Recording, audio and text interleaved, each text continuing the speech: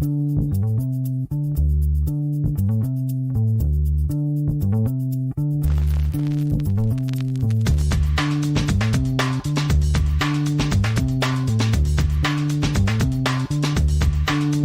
to the acclaimed podcast, The Deep Dive, featuring your esteemed hosts, Andy Monitor and Drew Dinzik, powered by BetSperts. Welcome to The Deep Dive. The AFC West marches on as we touch down in Los Angeles for the LA Chargers. 2023 Deep Dive. Yeah, man. Is this Chargers. the year that I don't say San Diego anymore? Maybe. San Diego Superchargers, San Diego. That's that's Speaking of San Diego, I did just finally enter the market at minus 120 on the USA Panama Gold Cup. Ooh. My Patriot. We made some money in the Copa de Brazil, so reinvesting. USA is 0-2 today, so we're due. We're due. Both Madison Keys and Chris Eubanks crash out of Wimbledon today. It is officially now a European tournament to lose. Yeah. And there's no American baseball. No. I don't know why I called it American baseball. American baseball? Well, it's a world sport. Yeah, it is. Right. There's Korean baseball, Japanese baseball, but we're going to talk about American football.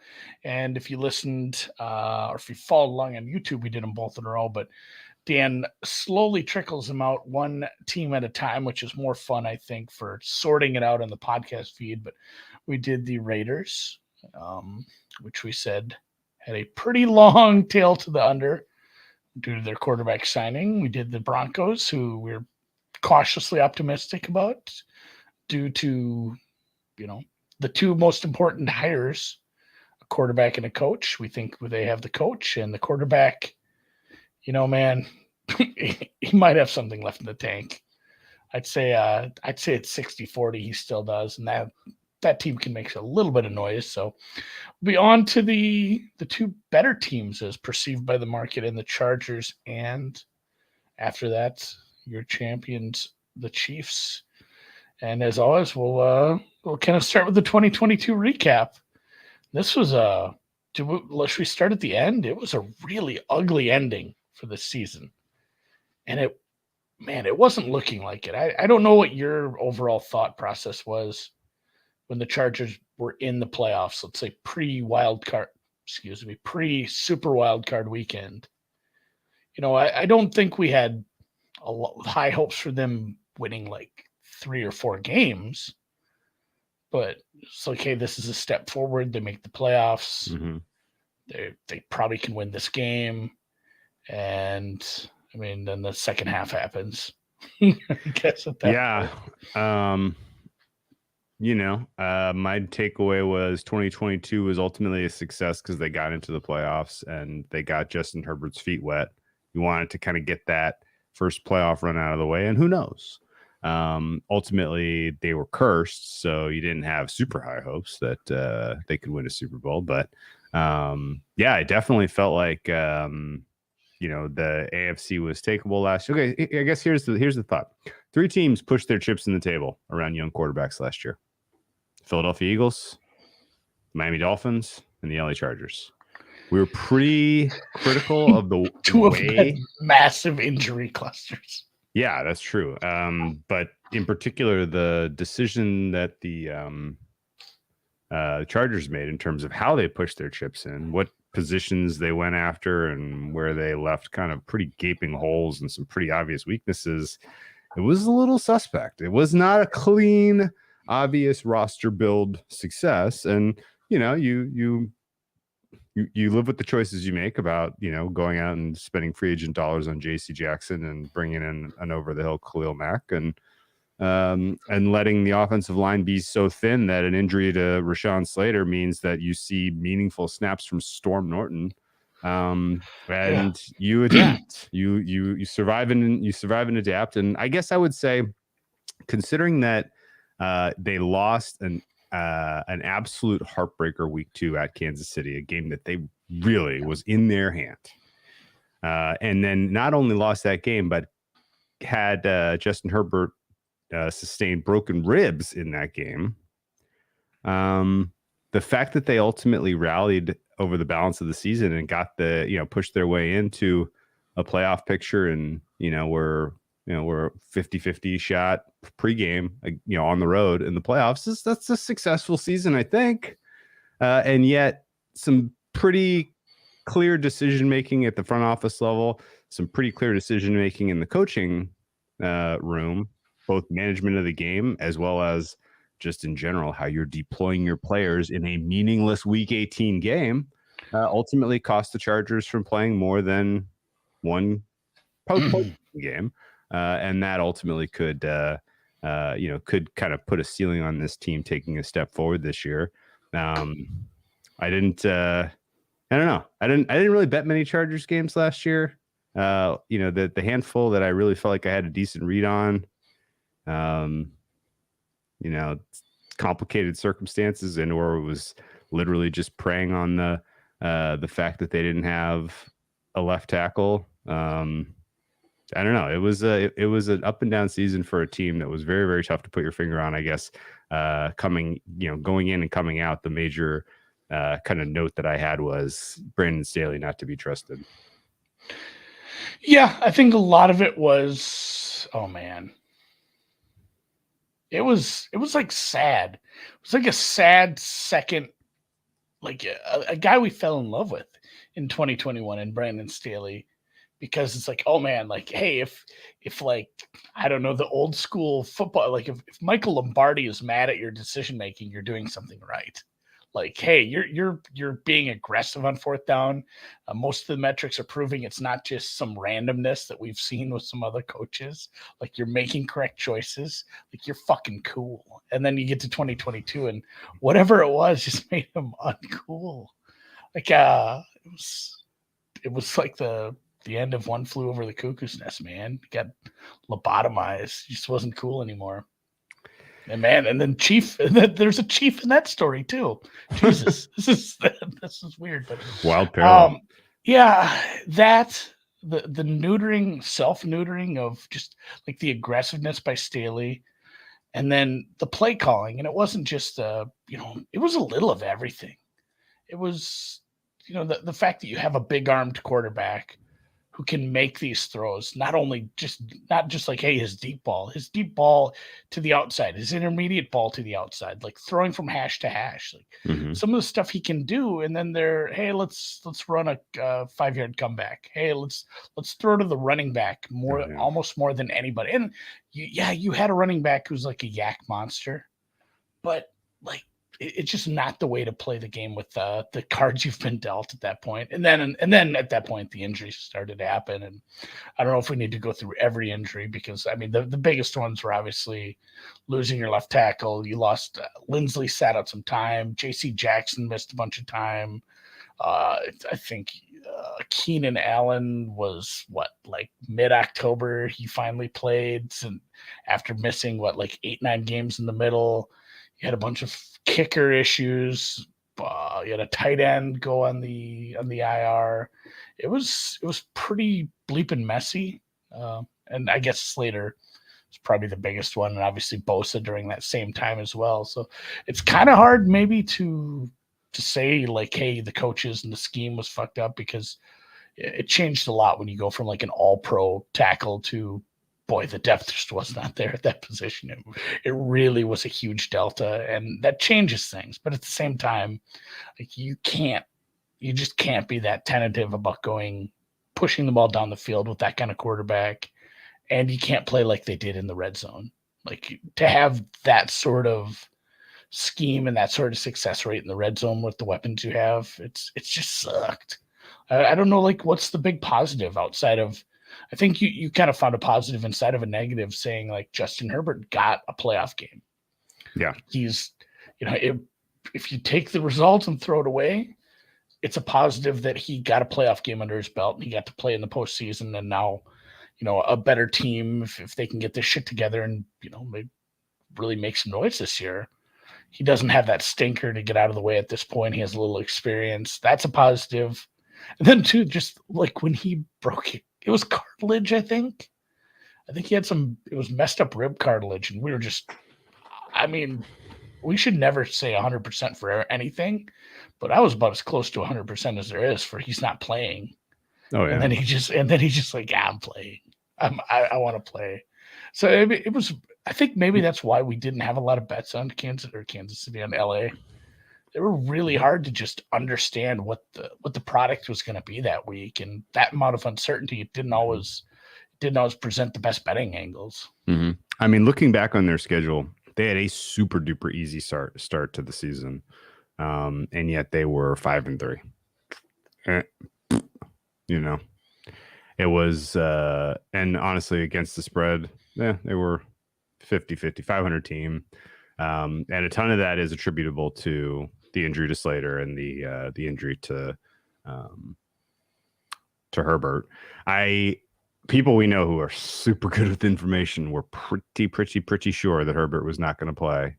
And that, I guess, is sort of an indication of maybe the number one ding you can make on the organization in the long arc, right? Besides the fact that they stumbled into a home stadium that has 0 home field advantage, the other kind of organizational F up is they cannot seem to keep players healthy. This doesn't seem like a coincidence that they're one of the most injured teams year after year after year.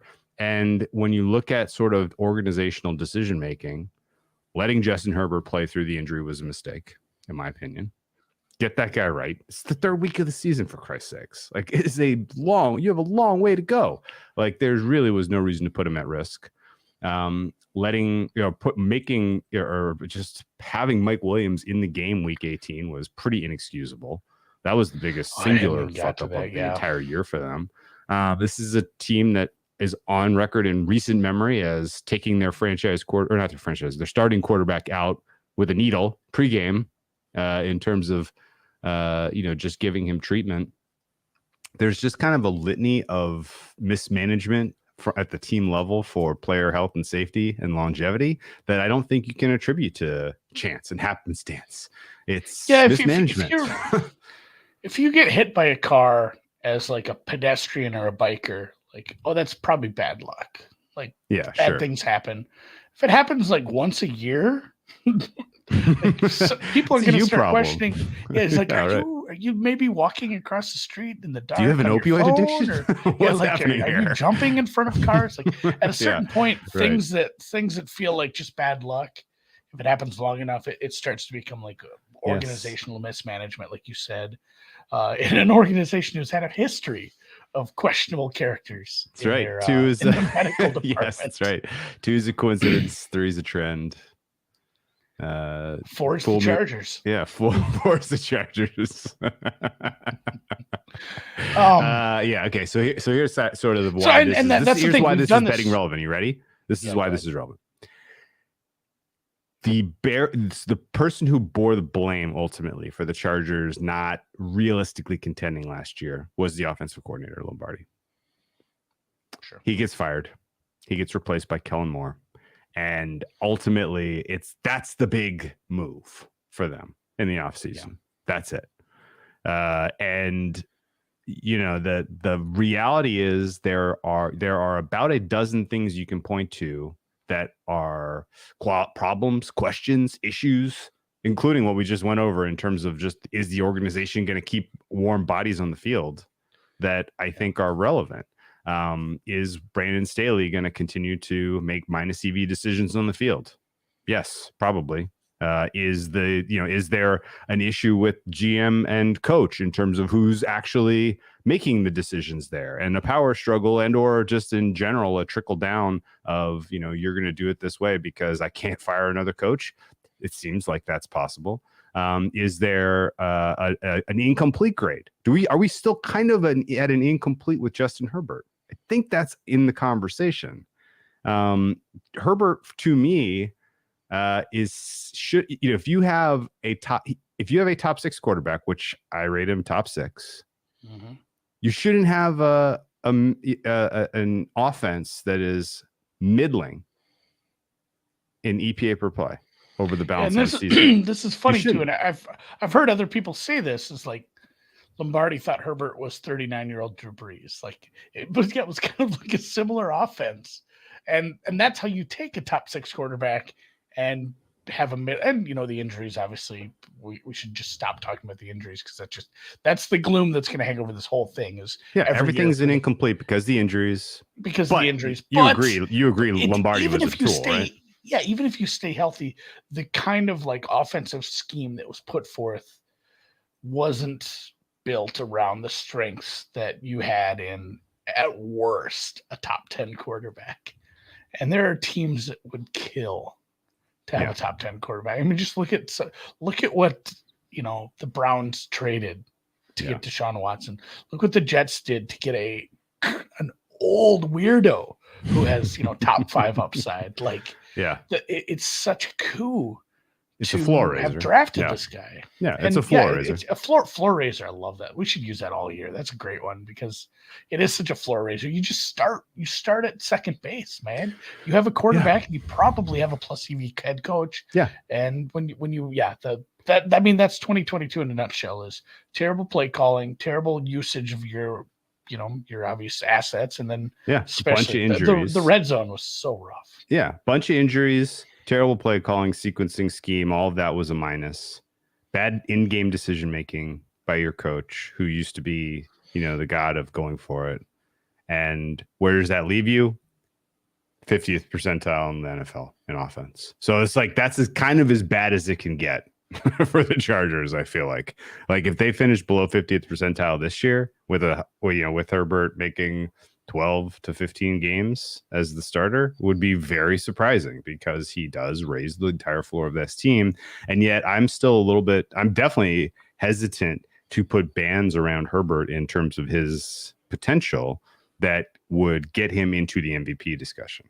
I don't realistically believe that he has much higher to go than some of the highs we've seen from him. Am I selling him short, Andy? It's tough without seeing the offense. He can be in the discussion. It's just, man, there's a couple guys you got to jump. That it's a hard jump. Like the barrier to clear like Burrow, Allen, Mahomes is just super super tough at that point. And I mean, we are going to harp on the injuries a little, but that's the question. Was it the play calling? Was it the scheme, or was it just? Well, anybody would have had a bad time with these injuries. But I mean, we've seen teams. It's like if you have a plus EV play caller, it is just absolutely next man up. Mm-hmm. And I know, the offensive line was pretty decent at times for some of these 49ers teams, but I mean, we can all agree that we have a good play caller up there. We have a good offensive scheme up there. The one year they're on like their 9th running back, and it was just like, oh my God, this guy looks great out of the backfield. Like he's going to catch on somewhere when he doesn't have a job in 2 weeks when people come back. And they've been doing it in San Francisco without that head start of having a good quarterback for quite a while now. Like when was the last really good quarterback performance where it's like, hey, this is on the quarterback for the 49ers. I don't know. Where are we at for that? Kaepernick? When he was really good and like when RPOs were a little fresher, like it's been, injuries are one thing, but you still have to say, what do we have left and how do we take advantage of it? And they just repeatedly didn't do that. Mm-hmm. Yeah. And then at that point, and then you had more injuries, and it's like, well, we're not digging out of this hole. But you'd see flashes. It was odd because when there were, you'd get a single high, and I don't know if it was all just more on Herbert than anything, and he'd make these throws that would lead to points. And they're an enigma, man. Herbert continues to be good at the things that are unstable and unpredictable year over year. The team overall was great against the spread bet last year. I'm looking at it now. They were 11-6-1, including the loss to the Jaguars. So really 11-5-1 in the regular season. They covered against the Chiefs twice, but they lost to every single team that made the playoffs except one. all of their losses were against playoff teams. The only playoff team they beat was the Miami Dolphins, who they beat at home after the Dolphins had played in San Francisco the previous week and were in kind of a no man's land. And oh, by the way, they had the cheat codes of, get physical with the wide receivers. They haven't figured out what to do about that yet. Right? Yeah. Like it was a weird kind of little bit misleading success for the Chargers last year, where by market they would 11-5-1 in the regular season means you were underrated by market, but you happen to lose to all the good teams. So were you underrated or were you overrated? It is truly an enigma that I can't solve, which has largely kept me away from getting involved with the Chargers at all in this preseason, because I'm expecting that some of the off-field stuff that we were alluding to, end of the road for Staley, end of the road for the GM, having pushed all your chips into the table and with players that aren't producing, and now you have to pay Herbert, and the entire paradigm shifts. And are we going to relive really the Philip Rivers regime again, where they never quite get competitive in a tough AFC? Like, this all feels like the in purgatory and perpetuity type of deal, where the Chargers are stuck in this 10-11 win range. Never have a home playoff game in a tough AFC in a tough division, and may never especially make it to even an AFC championship game, let alone Super Bowl. If Denver sorts things out with their quarterback, suddenly it's like, man, we have a top 5 quarterback and we're just finished third in our division. That's the floor. Like, that's how bad the floor can be if I don't know what we're going to see from Kellen Moore. It's really hard to make these judgments. We do a lot of this every year, especially when it's, an offensive play caller or an offensive minded head coach. We did this a bunch with Minnesota last year. We're just like, oh my God, Kevin O'Connell, he's, McVay. It's gonna unlock all these things. And I mean, Justin Jefferson, that might have happened organically. He's just a very, very good player. There were some good things that came out of Minnesota, but it's usually not like just this year one crazy turnaround. Now, if you look at some of Dallas's metrics, they did run pretty up-tempo offense.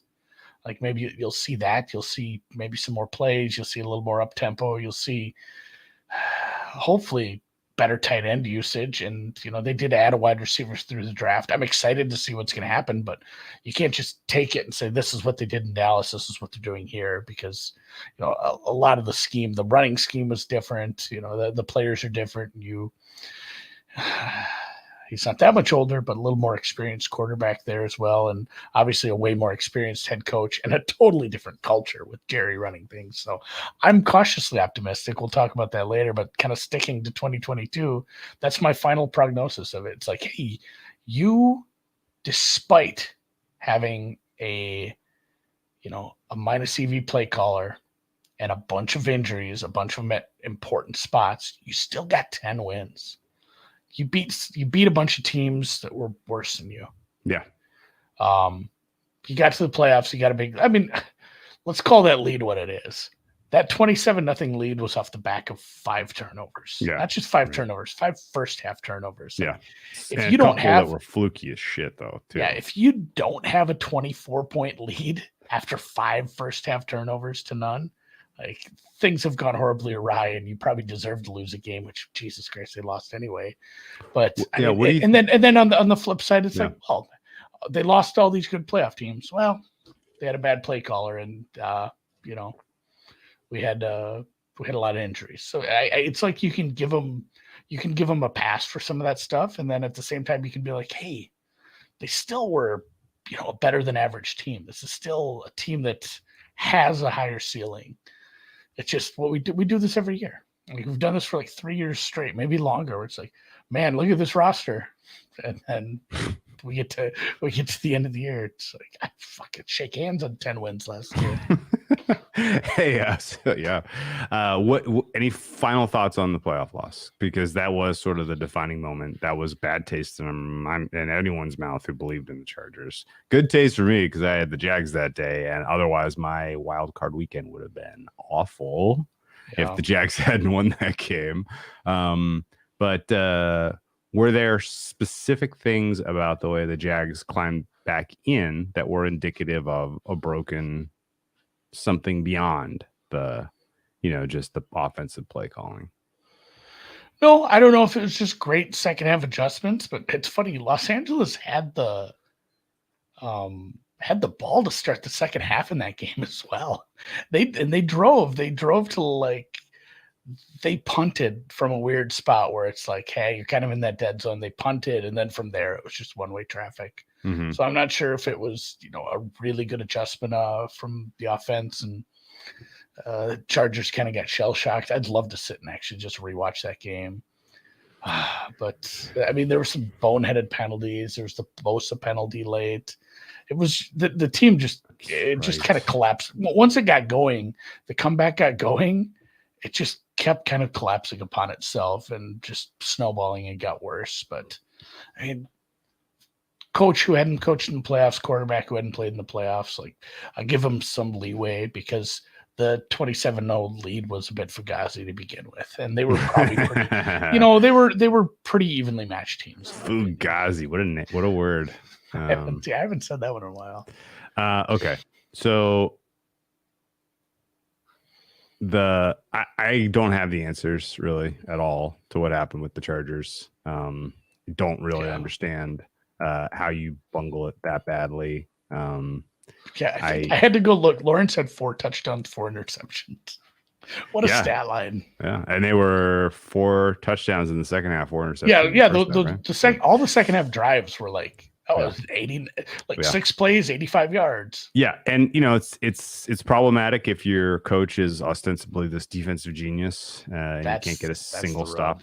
You can't get a single stop in the second half when you need it. It's kind of problematic if the clear issues you have on your roster are unaddressable because you've allocated all the capital you possibly can, which brings us to sort of the offseason and some of the changes. There's some minuses here. They lost some players. They added no one.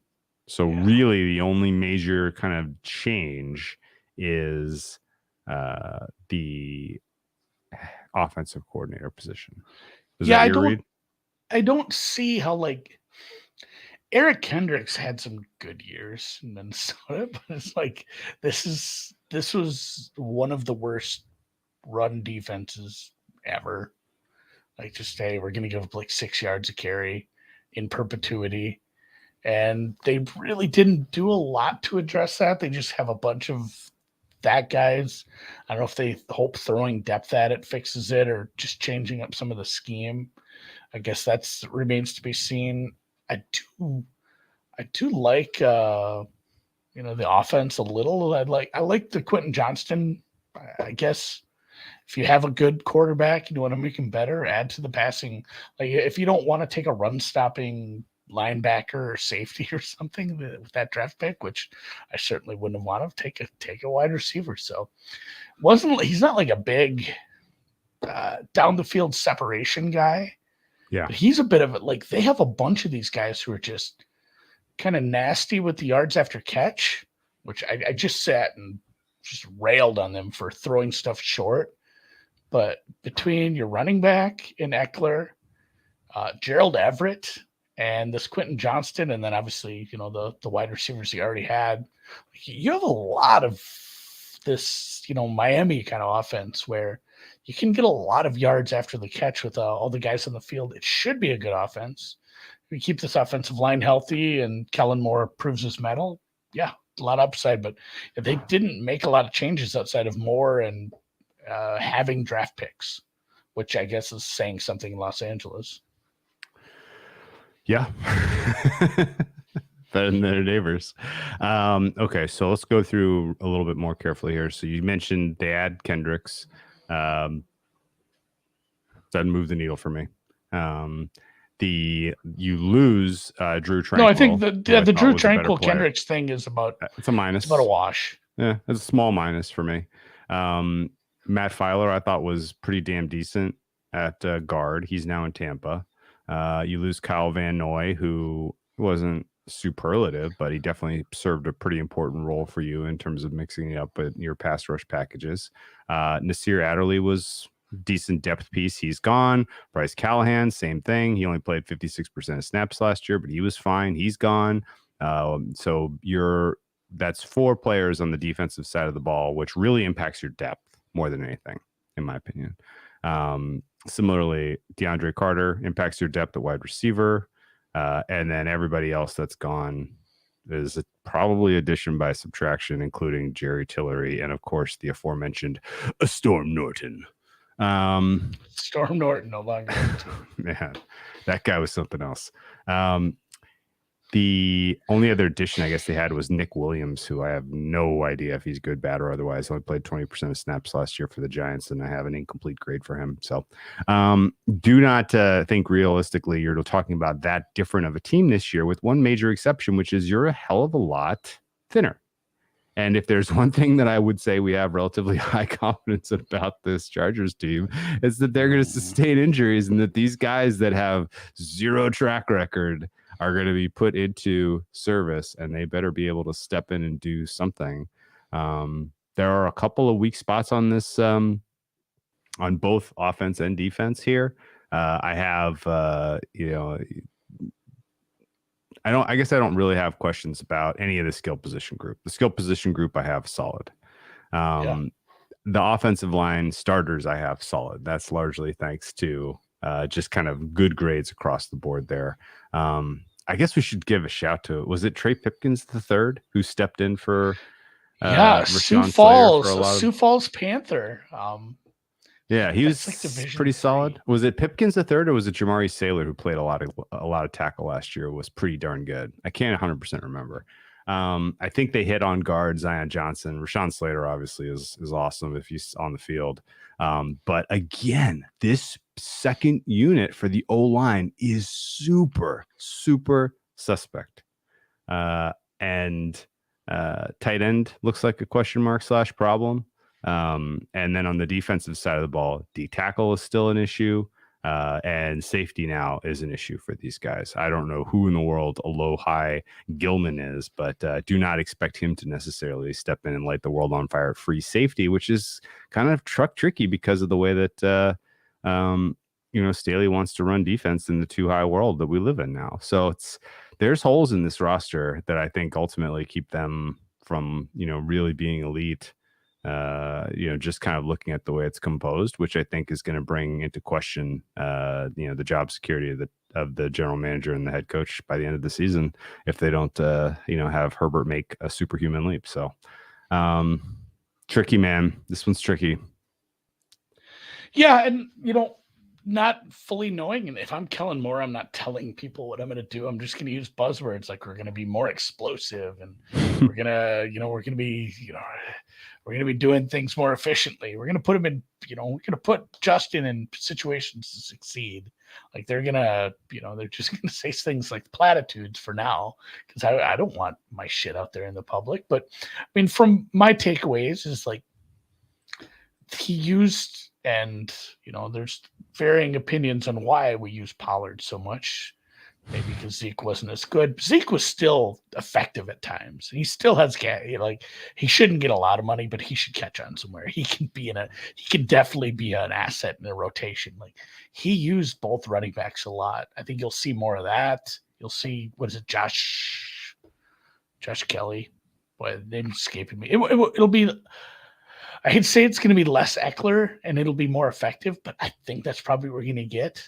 And honestly, like I saw this somewhere, and I think it might just be kind of bullshit too. But like Staley, this was a Staley quote. He said, "I like Kellen Moore if we keep basically saying we're going to get injured." He's like, "I like Kellen Moore because look what he did with Cooper Rush, having to step in." He's like, "This guy's great at adjustments due to injuries." It's like, man, Staley, even the shit's going to go down, because he said that he's that was something he liked about what Kellen Moore did at Dallas. During his tenure at Dallas, they scored like 27 points a game, like over the whole stretch of it. And that included a bunch of stuff where Dak was missing and they had a bunch of injuries at offensive line. He did do a good job of adjusting and putting a pretty good product out on the field with that offense every week. So I'm hopeful it's an upgrade. I don't have a very high percentage that it's like a lateral move at all. Like this isn't going to be, hey, we have Shanahan, McVay, McDaniel, and Kellen Moore. Like, in a year we might not be putting him in the up there, but it has to be an upgrade. So that's basically all you can do with the offseason grades outside of Johnston. And who else did they draft? There was some defense. The funny draft pick they made was, I want to say, the 4th round. They didn't have a great starting field position last year. They were one of the worst teams as far as that. So they drafted a guy, probably reached for him a bit, who's basically just a returner. And then like a month later, the league changes the rules where you can just take a fair catch and get it to 25 anyway. So that's very Chargers-ish, I suppose. Darius Davis. Yeah. Yeah. Like basically that guy was drafted to return. He's not going to be playing other positions, most likely. That makes sense. Okay. So to kind of coalesce some of your thoughts here, Kellen Moore, unlikely to be a lateral move, but possible to be an upgrade and possible to be a downgrade. Is that kind of where you're at? You got a bimodal distribution for Kellen Moore's 2023 grade when it's all said and done. He's either going to be like, wow, he took the pieces that he had to work with and he killed it, or he is spoiled milk that he's been on. Because if you buy into the kind of you want to do the percentage game? What's that? Percentage game? Well, no. Yeah. But three buckets: upgrade, downgrade, lateral. Well, let me kind of paint the downgrade picture in with a little more color. Okay. Love to hear this. There's a realistic chance that working in Dallas has spoiled him from ever becoming anything. Yeah, I mean, learning from receivers. Learning from the culture you're in matters, right? You transfer of knowledge from who you're working with matters. Kellen Moore came in under Jason Garrett, showed some things in the first 3 weeks as offensive coordinator at the NFL level that were, wow, this guy might be the guy. Is this guy gonna, is he gonna get stolen away from Dallas after a couple of good years?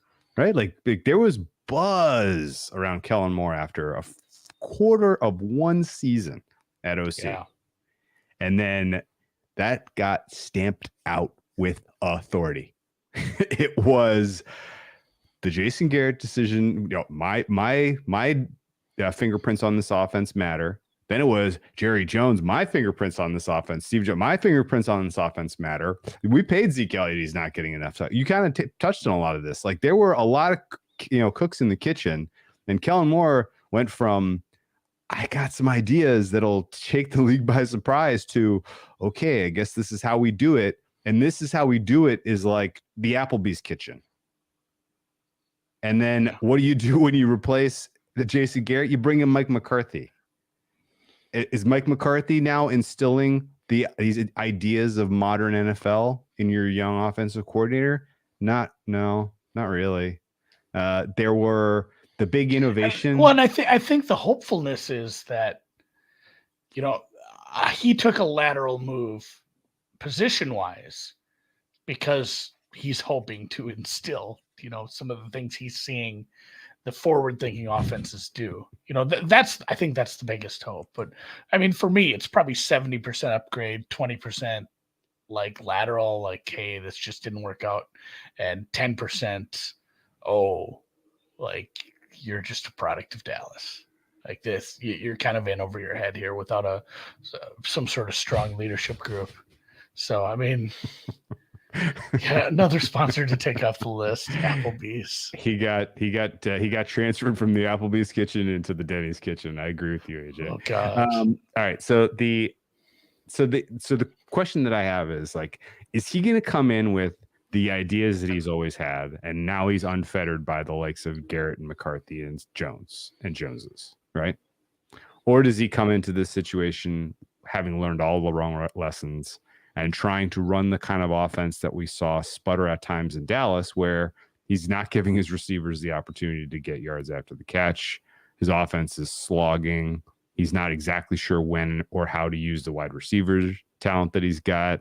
I mean, the running back talent that he's got, he's like, well, you know what worked for me in Dallas when the going got tough? We'll put Herbert into a bootleg and he'll throw it to the tight end. We'll have 2 tight ends coming off a curl. And if one's covered, then he goes to the other one. Like, well, you don't have the personnel for that, so that's not going to work. I'm not, unless they sign Zeke, I'm not too worried. Okay. It's like we're gonna throw this. I guess where we're at is my bucket of it's worse than expected for Moore is not small. I think there is a very real chance that he does not really know what to do with these parts, and yet Herbert probably keeps them in the 50th percentile type of space. But I could see this going quite poorly. I could also see this going well. Like there were definitely flashes we of should have times had of 2 cool buckets. stuff. We should have had 2 buckets for upgrade. Like upgrade as in, hey, this offense is not laughable anymore. Sure. Sequence.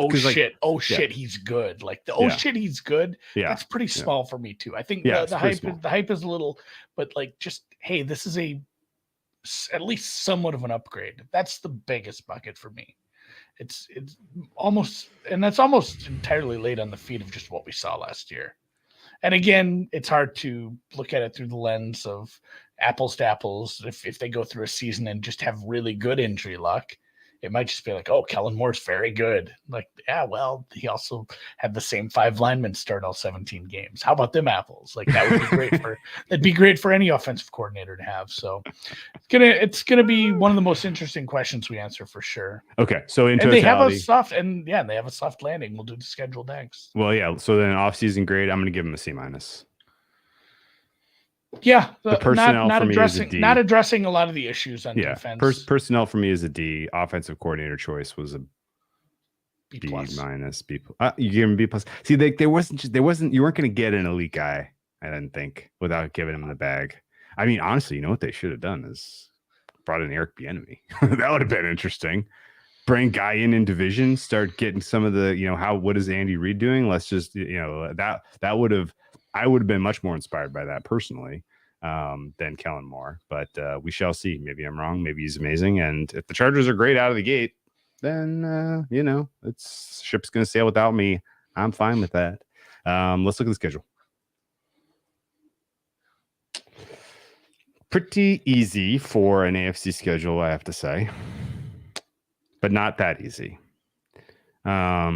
There are a couple of scheduled losses, most notably week 3 at the Vikings. I would also consider week 9 at the Jets a scheduled loss, to me at least. Your big rest disadvantage spots, week 10 and week 12, while they are against good offenses, are at least mitigated by you don't have to travel as much as your opponent. The one that really stands out as just an absolute sorry, F you lose is week 7 at KC. And that matters in the context of winning your division and getting a home game, Andy. I don't know if I need to tell you, but you have a absolute behemoth in your division that you have to get through in one home game in the playoffs, and that ain't gonna help. Yeah, having Kansas City off the mini bye at home after a tough game versus Dallas, that sucks. Like that's the scheduling of, I don't know, if I'm a Chargers fan, obviously I'm very interested in the schedule when it comes out. But that my eyes are instantly going to be drawn to those 2 games. Where did Kansas City end up on the schedule? Yeah. And I mean, unless, I don't know, a bunch of teams just aren't very good and something happens where Kansas City has home field locked up, like it just feels like in the AFC, the odds of a team resting players, like, well, I guess it's funny because the Chargers should have last year, but Kansas City resting players doesn't seem all that likely in week 18, just based on how good some of these other teams will be and how important. Like it's not one of those where we have a top 2 seed, we have a bye, our quarterback's dinged up, maybe we should rest him. Like the 1 seed is so important now, so it sucks that. Having them last might not even matter that much. And obviously the schedule spot for them there, and then a little bit of a soft middle, but there's a bunch of teams and they basically play the what if squad. Like, what if Great Miami what if Miami was going to be a really good team that just had really bad quarterback injury luck, and suddenly they're a very good team? What if DeAndre Hopkins is in Tennessee and that offense is kind of humming a little at the beginning of the season? What if Minnesota's offense is still good and they weren't just that lucky? What if Dallas keeps it going? What if Chicago actually has something going with Justin Fields? What if the Jordan Love experiment, turns out just fine with those young receivers? What if the Detroit hype is real? What if Lamar is back? What if New England is back? It's all, and obviously Denver. Denver's a huge what if that has a high upside with the quarterback coach combo. Like, the schedule could kind of suck. Like, they need a bunch of these coin flip. We should call them like coin flip teams, where these teams have a very bimodal outcome of, it doesn't feel like it's going to be middling. It's like, this works or it doesn't. Or I feel like Minnesota could just be bad if things don't flip their way like they did last year. Like, they need a bunch of these teams to not be to the good side of what ifs. And yeah, as Patrick points out, a lot of the games are just coin flips. There's so many games that are under a field goal, and they, as a team, just inherently play a lot of close games over the last few seasons. They're one of the league leaders in how many games have ended one way or the other within a score. Like, it'd be nice if they could just blow some teams out. I can't imagine being a fan of this team. It just has to be just a grind every week. Just a grind, yeah. And yeah, okay. I mean, obviously you got Buffalo, you got Kansas City twice. You got some pretty decent offenses with some upside. I mean, you play the Jets, you play Baltimore, you play Kansas City. What is that, like the last 6 MVP awards? Yeah, wow. Yeah. Yeah. I mean, you play a bunch of a lot of good quarterbacks. Yeah, you're right. It's not a good schedule. No. And they have a shitty home field advantage. That's a great point. I can't imagine they're going to be +1 at hosting Buffalo, even though they have rest and travel advantage there. Can't imagine they'll be +2 versus Kansas City unless they are, like you said, Kansas City's got the 1 seed locked up. And I think that's an important wrinkle that we need to double down on in talking about it. Your first matchup against your divisional opponent, you are screwed. Your second matchup against a divisional opponent, you are only at an advantage if they have already knocked you out of a home. If they've beaten you, yeah. Yes.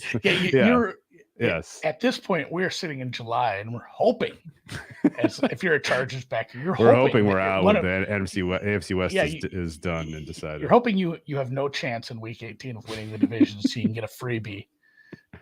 Yeah, but it's not a good schedule. It's not. It's not. You're right. I want to point out that it will be fascinating. The judgment day for Kellen Moore and all that kind of navel gazing we were just doing. It's week 6. You draw a good defense in the Dallas Cowboys. It's Kellen Moore's old team. He should know them like the back of his hand from having spent years there. Mm-hmm. If Kellen Moore doesn't have his offense figured out by week 6 with an extra week to prepare, then he's not figuring it out. Would you agree with that? I do think those things take time, but if that's the case, I won't feel very good about I won't feel good about Chargers score 20 points against Dallas. You're going to be like, wow, okay, well, you had a whole 2 weeks to get ready for that. Kellen Moore grudge match. Yeah, Dan Quinn is going to put Moore in a blender.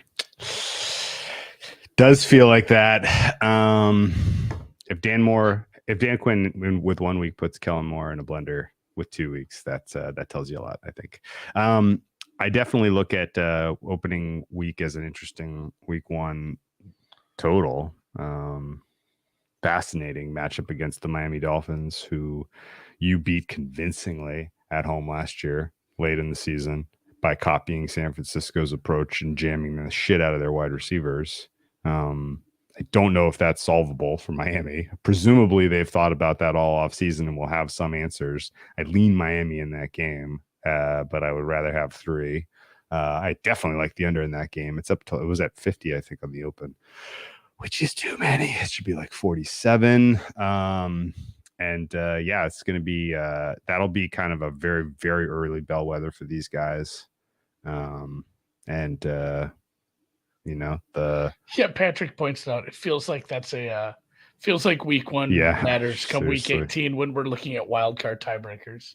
Yeah, it really does. Okay. I've seen four cold weather games, 4 early games, some small stuff here and there that's going to work against you. Little Bull brought this up in the chat, and I think so did Birdie earlier. This is something that hasn't always been available to bettors, but betting the win totals in season live. That's something that happens more and more. And I like where you guys' heads are at as far as you can, if you wanted to fade a hot team, you just have to fade them game by game, where you do have this option with some of these books where they're going to hang win totals in season. And you can say, well, I'm willing to bet, against this team that started off a little bit hot that might be a little bit of a mirage at this point. So I think those are fun angles to look at for sure. Okay. And let's look at the odds. The Super Bowl price for the Chargers is 25-1. The AFC price is 13-1. AFC West is plus 260. Big old number for a team with a top 6 quarterback. Make the playoffs, yes, no is almost even odds. That kind of surprises me the most. Win total over under is set at 9.5 with juice of -128 to the over. This is an alt-ish team, I think. I see a pretty high likelihood in terms of range of outcomes that they finish more than 2 wins to the good or bad, because there's a bad here, Andy. Even with a tough schedule, Drew. Like, what if we end up in that? I put it like 20%. That 20% bucket where it's like, oh shit, Kellen Moore is him. Like, of course. He's been like, they stay healthy. The day Kellen Moore's got the goods. That he heard from them, he's been like figuring out how to build an offense around Justin Herbert. They got this figured out. They're a juggernaut. They're a 30 points per game team. Like, what's the ceiling? Remembering that it's still a very tough schedule, and if you score 30 points per game, that doesn't mean you just automatically beat the Chiefs. Right. It's more of like kicking a hornet's nest. So scoring 30 usually is a bad outcome for teams. Okay. Let's talk range of outcomes then. Super Bowl in the range of outcomes for you? Yeah. More than 1%? You can't. Yeah. Oh yeah. Like to win it or to reach to win the Super Bowl. To win the Super Bowl. Or I will say, here you go. More than 2% because they're 25-1. Yeah, it's 25-1. So, well, that's 4%. That's 4. They're definitely not 4% for me. No, those odds were not enticing whatsoever. Like, they are not. I don't want to bet it. I don't want to bet it. I don't know why. And obviously, shop around. Dan, we just have producer Dan puts those together. He just grabs them all from some of the legal books. Shop around. There's always going to be a better price for everything if you have enough outs. But no, win the Super Bowl, probably 1 to 2%. It's in the range of outcomes, but it's small. Yeah, reaching it. It's like win the Super Bowl 1 to 2%. Reach it 2-3%. It's right. But once you get there, you're in good shape because you've beaten. The first chunk of outcomes that has meaningful probability for me is they win a playoff game. They could win a playoff game. I don't know if they're going to even on the road. They last year, it's the same damn team, but they could win a playoff game. I think that's sort of the upper bound, realistically, of what their range is. Most of their outcomes, I think, are just make, just miss. But then there's a downside for sure, because as we kind of went through pretty clearly, I have them as the 8th most talented team on paper for starters. I have them as the 31st most talented team on paper for reserves. Yeah. So 1 or 2 guys get hurt, and you have a number of guys with a proclivity for getting hurt, and a number of guys who are at the longer end of their career in terms of years of service.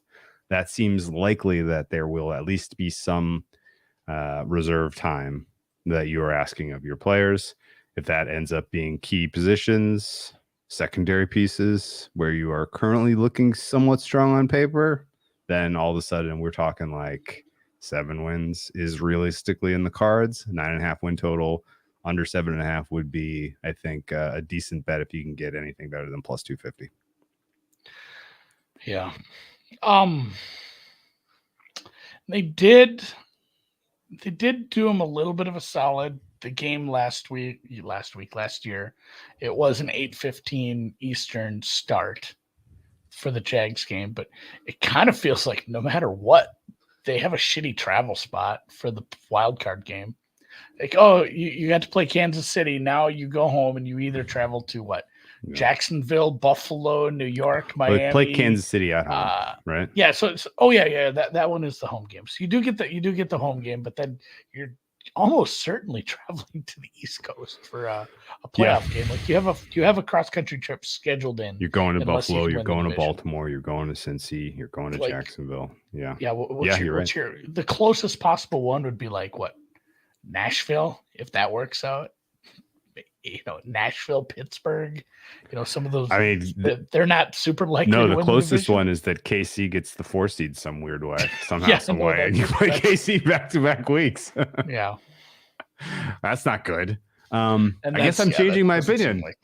The highest chunk, first time there's meaningful chunk, is probably losing in the Super Wildcard round, right? Yeah, there is a kind of a decent ceiling on these guys.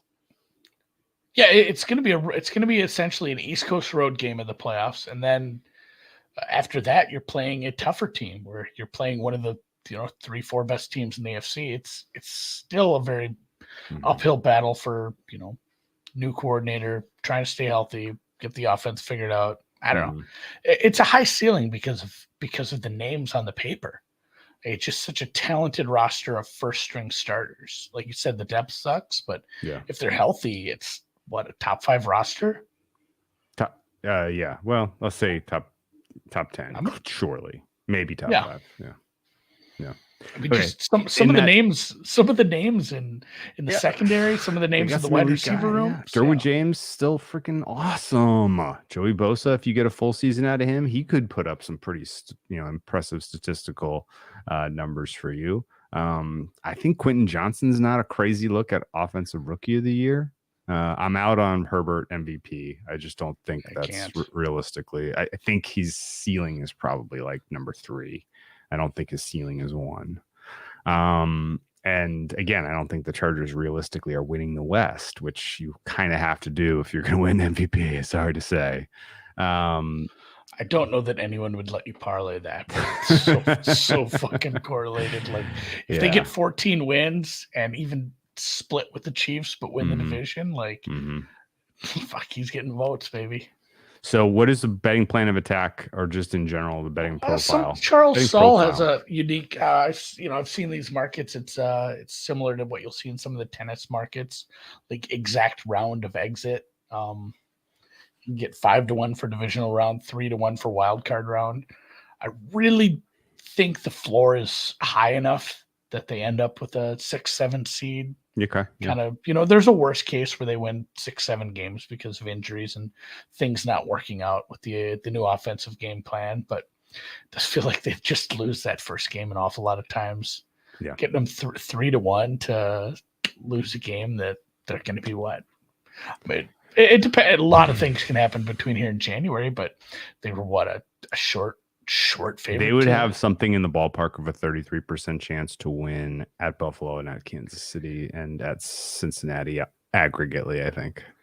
Yeah. If you can't take the average of those three potential matchups, they'd be in the 33%. If they go at Jacksonville, that's the thing. Yeah, it's going to be bigger. Yeah. If you get 3-1 on them to lose in the wild card round, you just gotta hope you gotta hope it's not Jacksonville, and I think you're good. Yeah. I mean, or you can just bet Jacksonville at that point if you want. Yeah, I mean, it could be Miami. Could be Miami. Could be Baltimore. Chargers still, I think are also possible, of course, for sure. Okay. Yeah. All right. Anything about the DNA of this team to make up the strengths, the weaknesses that tells you this is how I'm going to treat them for an in-game or a halftime bet? Because I don't know if you remember that chart we had up with the schedule, Andy, but there were 5 bold games where this team is going to be in prime time. So we're going to have to make a lot of decisions over the balance of the season about what to do with them at halftime. I liked the halftime adjustments for Dallas for the most part. Okay. We'll see. It's gonna kind of be. I got to see what they do with this offense after halftime, first couple weeks, and see where we're at. So it'll be interesting to see how that goes. I don't have. So a strong... you're like your second half comeback is kind of where your mind is if things are not going well, and then choking away a lead seems certainly in their DNA. I was thinking there was one game where they had I feel like we might have bet the Cowboys or the over in that. It was Colts Cowboys where they scored 33 in the fourth quarter.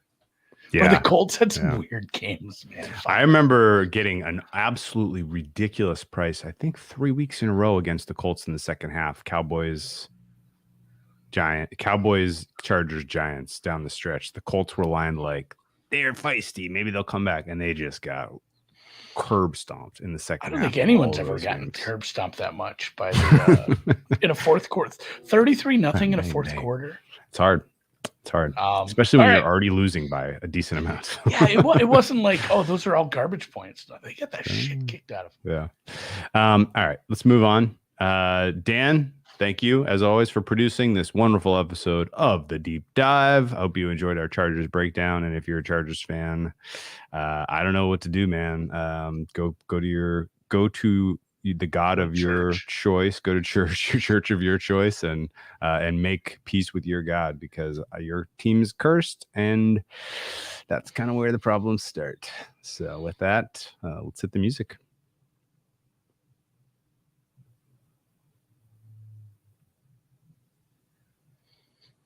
I don't remember. Did we actually hit the music, or we just go? I don't really remember either. Welcome to the Deep Dive. Andy, you ready to put a bow on the AFC West right now? Yeah, the Kansas City Chiefs were dead and buried last year. Not really, but I mean that was the story. That was the offseason story. Was, oh my God, is this the end of the dynasty that hasn't even gotten started yet? The Tyreek Hill trade, and are we gonna, how's the pass rush gonna look, and is Mahomes gonna be able to do this forever?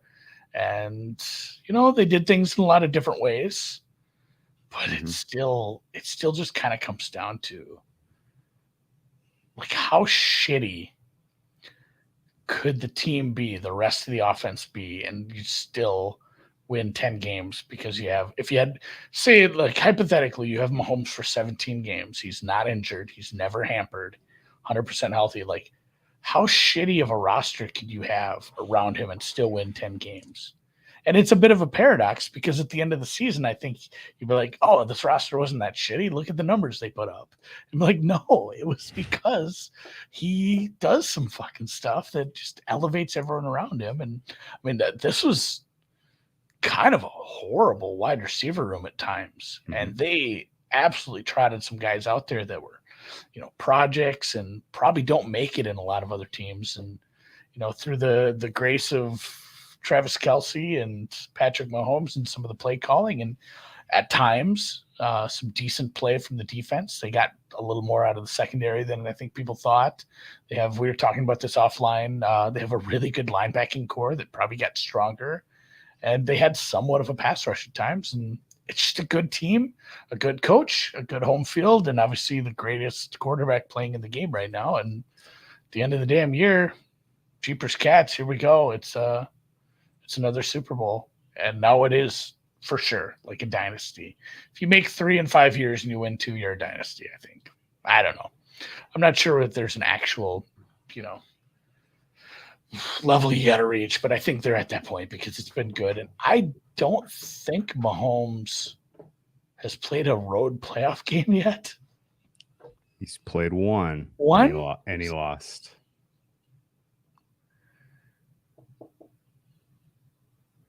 This is good trivia. Which one was it? Was it that year one?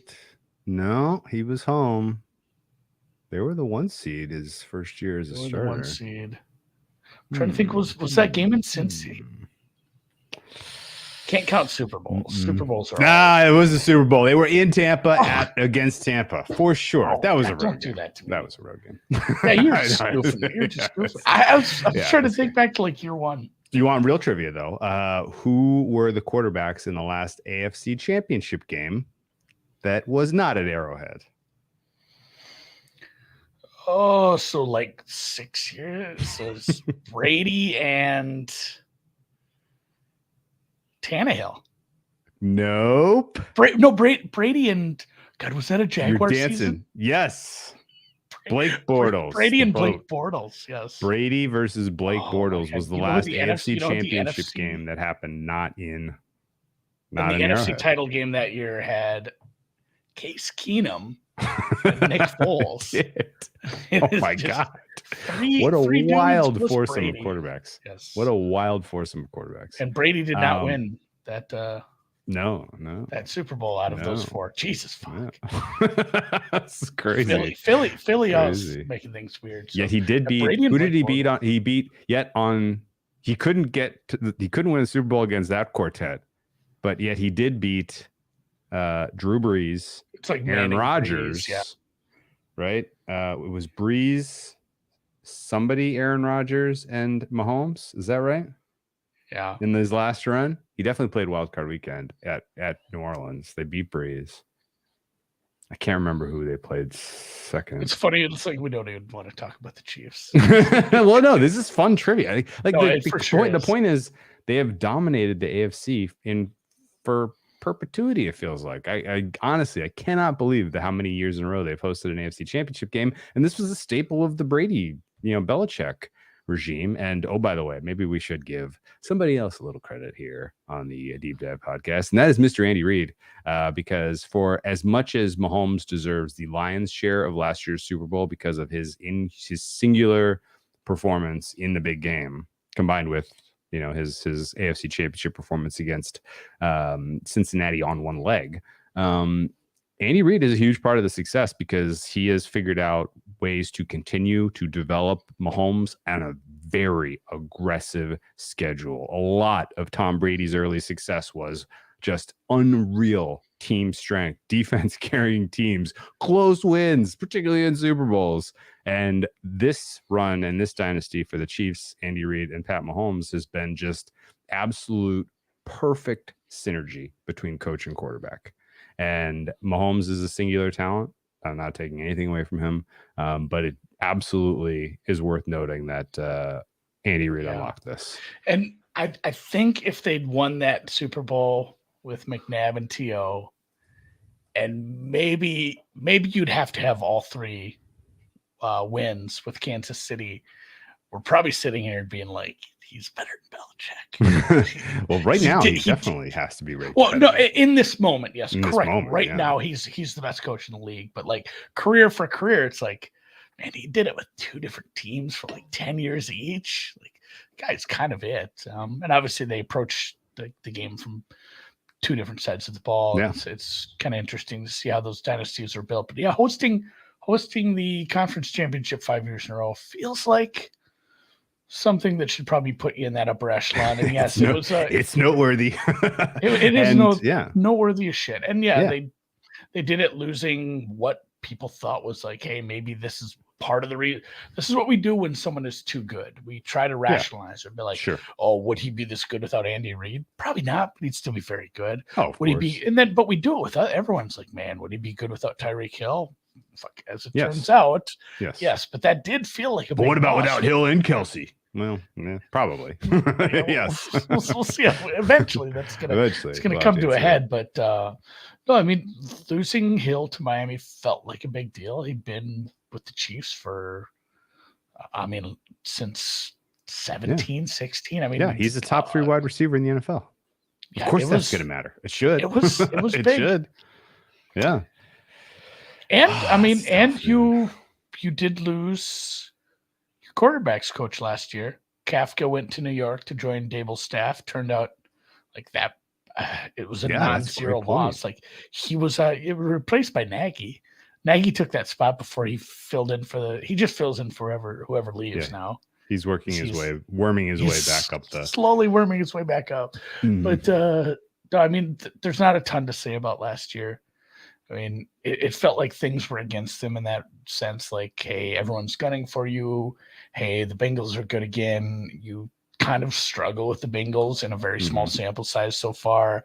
The rest of the AFC is very good. The balance of quarterbacks has pretty much shifted to there, especially from young quarterbacks. You're seeing other teams rise. And then we get to the playoffs and you're injured. Your best player's injured. There was pretty heavy talk, as we just did this with Herbert, of like, is Mahomes going to play in the AFC title game or not?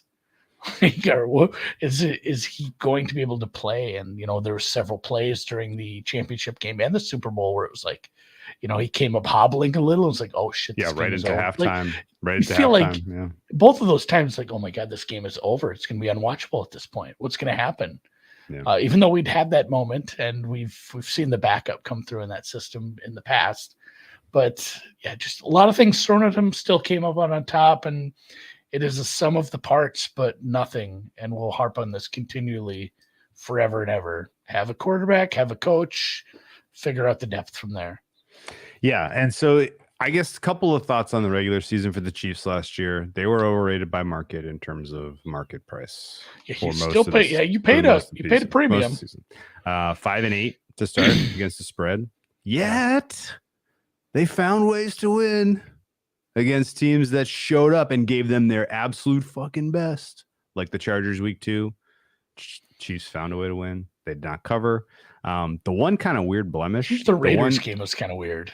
Well, that wasn't even the one I was going to point to. The one that's like the real what the fuck happened there was the week 3 loss at the Colts. Remember that, going up against Gus Bradley's defense, a guy you used to absolutely kick, bully around. You only score 17 points against and you lose. And there's like weird miscommunication and people screaming at each other. And I was like, these aren't the Chiefs that I know. Who are these guys? What's happening? Yeah, Chiefs indoors, that offense, 17 points. But they rebounded. A couple of the results didn't jive. Like all of their losses were the most points they scored in a loss was 24. Yeah. Wow. Yeah. Yeah. So if you can hold the Chiefs to 24, you're good to go. Best of luck. Best of luck to you. They have to hold themselves at 24, I feel like. They absolutely throttled some of the teams that were expected to give them a challenge, most notably the primetime game against the Buccaneers. That was an absolute runaway for the Chiefs. The primetime game against the 49ers was a runaway for the Chiefs. That said, your two chief opponents in a very packed top of the AFC, the Bills and the Bengals, both got you. They both got you.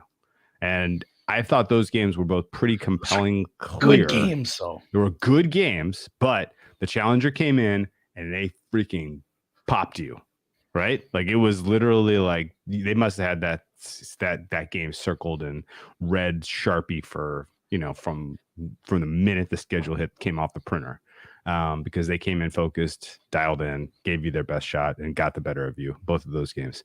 Bengals game was away. The Bills game took place in Arrowhead. But you were still competitive in both those games. You just couldn't quite get the victory. The couple other weird, you can't, for whatever reason, the Chiefs cannot figure out a way to cover games against the Chargers, but they can beat them. They like to beat the Chargers close. That's sort of their MO. And then we got to the playoffs, and yes, it's very tough to tell you that the Chiefs were overrated by the time we got to the playoffs, because the market was correcting down a hair. With the bye, with the extra rest time to prepare, they were 10-point-ish favorites against the Jaguars. And yes, they won by 7. That game felt like a 10-point margin, if I really had to tell you. And even in that, it was Chad Henne time to close, right? Like Mahomes didn't finish that game, I don't think, because of the ankle injury. I didn't ever get the sense that there was a realistic chance that Mahomes wasn't going to suit up for the Bengals game, the AFC Championship game, but he was clearly very limited out there in terms of his mobility. It did not matter. He still figured out a way to win. And honestly, the rest of the team, I want to say that the Chiefs reached their potential and won the Super Bowl last year for lots of reasons. And a tiny little bit of a slice of the pie has to go to the fact that the rest of the Chiefs realized, we can't like expect Mahomes to bail us out all the time, anytime, forever here because he's injured. We all have to step up a little bit. The defense certainly took a huge step forward down the stretch. I thought their tackling, particularly in that Bengals game, was like, who is this team? I don't recognize them at all. Like the degree to which they were preventing some elite athletes on the other side of the ball from getting yards after the catch was like eye-popping and impressive. And they took the Eagles' absolute best shot in the Super Bowl. And I want your opinion on this because I've said this before. We're such a good team. They win there's a lot of Super Bowls they win with the performance they put out there. Like, yes. Okay. So here's what I got. It sucks because you have to tell a team, like, don't hang your head for that. Like, yeah, you have to. You lost. It sucks. Like you can't get a moral victory in the Super Bowl, but fuck, they put up a really good performance. Yeah. Most points in a losing effort in a Super Bowl ever. And I will honestly tell you that as I grade the Eagles' performance on that day as a team, they hit there in a 95th percentile for me. Like, that was about as good as a really good team could play. They made 2 mistakes, or really 3 mistakes. I'm going to say they made 3 mistakes. 2 were player, 1 was coach. Playing the Chiefs. Well,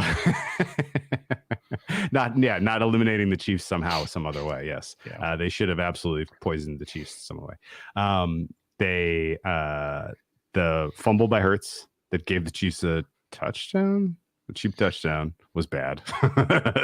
No shit.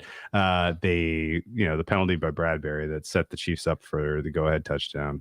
And then the decision by Sirianni to kind of take his foot off the gas in the third quarter, and he lacked aggressiveness when he needed one more kind of sincere effort to push his team across the finish line, I thought. And then they may have been in better shape down the stretch. But ultimately it was a weird game because let us not forget that the grass played a significant factor in the Super Bowl. The Eagles had no pass rush because it was too slick out there, and the Chiefs' offensive line was absolutely awesome that day. They were awesome. So power ratings for that day, we go like Mahomes, we go Reed, sure, the enemy. Honestly, who was the guy I bet for? Pacheco. Pacheco Hurts is up there. You get down to like a millionth place. The Godfather. He gets a ring. He gets a ring. The wet grass. Matt helped him big time. Never had like. It was like such a story. Oh, did he die? Dan? Did the Godfather really die? Jesus, Dan made me feel bad. The guy was like 80. I don't know why in the world it was his role and responsibility to be in charge. Well, and it's the thing too, we never hear about this guy, and suddenly he's like some huge story, and then it wouldn't have been a thing if we hadn't heard about him for a fucking week and a half. But yeah, the Godfather had a bad day, and not just the Super Bowl, but the playoffs as a whole. The Jacksonville game, the Cincinnati game, which was great. Like, not only did the defense step up as a whole, and like you said, a lot of other players, but the play calling and the game plan and the offensive scheme that Andy and Nagy, I suppose, and Bieniemy put together was sublime. Like, especially after taking the shots that they did from Cincinnati early in the season, losing that game, what they had to face from Philadelphia that day, like, they really put it together. And Mahomes gutting it out with the injury, and like you said, the defense really kind of bringing it for 3 games. It was just such a pleasure to watch. It was. And I can only ask you one kind of a follow-up question to all this.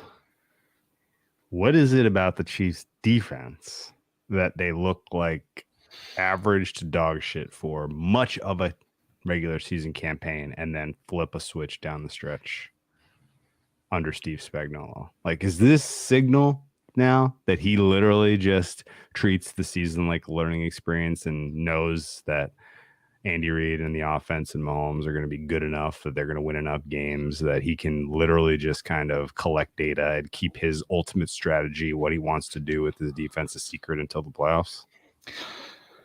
We had this conversation not about Steve and the defense last year, but we had the same conversation the same time last year. We said, hey, this team, they have a win. Do we see them, a little la-di-da, laissez-faire, kind of the attitude of winning? The NBA path where it's like, hey, do we need the 1 seed? Do we need the regular season wins? Like, let's just get through the season healthy, get to the playoffs, and do our thing. We didn't isolate it like you just did, where we're talking strictly about the defense, but that does kind of check out a little where,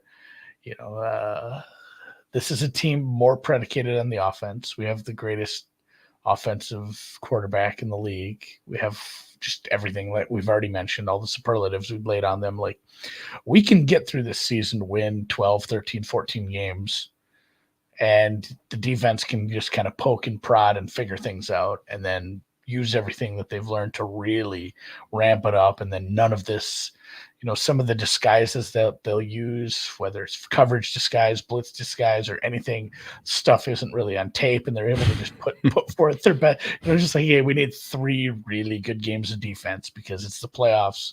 And, we can probably win without you guys 70% of the time during the regular season, but 70% doesn't kick it in the pro season. We need 100% because it's still single elimination, Steve. All right, fine. So basically, Andy Reid waits for the high leverage games to call the good plays, and Steve Spagnuolo waits for the high leverage part of the season to call the good scheme. And it worked. And it works. And so they basically can navigate what is otherwise a very long and physical and, a season full of landmines that many other teams can't. They win more than an average team will because of the quarterback, and then flip the switch at the end, and the rest is history. We have now 2 Super Bowls in Kansas City. The kind of final question I have for you about sort of last year, and really I will say too that the schedule, just my final point on last year, the schedule didn't turn out to be as tough as especially predicted. down the stretch. Especially down the stretch. The thing we said is like, oh my God, the Chargers have a tough schedule. Well, they played the Chiefs twice. So only a few teams that have to do that. Your schedule's inherently going to be tough. Yeah. And you have to play the best team in the league twice. And they kind of had the opposite with the Chiefs last year, that nobody in the division turned out to be all that good, between the injuries in LA and then just Denver never figuring it out, Oakland, Las Vegas, playing below expectations at times. You had 6 games that all a little easier than they thought, and then some of the other teams at that point when they played Los Angeles, the Rams, that was not a team that they were super scared of, I suppose, at that point. They had a bunch of other. It's funny too. The Colts should have been one of the easier games they played. They actually lost that, but they played the Cardinals. They played God, where was it? The Titans is in a weird. They went to OT too. Against the Titans and the Texans. The Titans, the Texans. Yeah, what was wrong with them playing the AFC South? Lose to the Colts. And then you go to overtime versus the Texans and the Titans. No, but their stretch after the Bengals game, coming down the home stretch, in hindsight, is laughable. They got Broncos, Texans, Seahawks, Broncos, Raiders. Well done, Chiefs. Congratulations. You got to tune up for the playoffs against the world's best. So put a pin in that. Say that part again. We have to run that back. So after week 13, they got to play dead to rights Broncos team. Yep. Texans, Broncos, Texans, Seahawks. Seattle kind of on their come down spot where people are realizing, this defense still sucks. Gino's not a full pumpkin, but he's not elite. And then Broncos and Raiders again. 5-game stretch into the playoffs that turned out pretty easy. Actually, they got the Jaguars with extra rests in the playoffs, and they didn't have to play the Bills. So a lot of things did happen to break right, even though they did get a Super Bowl with Pat Mahomes on one leg. Yeah. So that kind of brings me to kind of another key point here. Pat Mahomes now has gone through a couple of iterations as a player.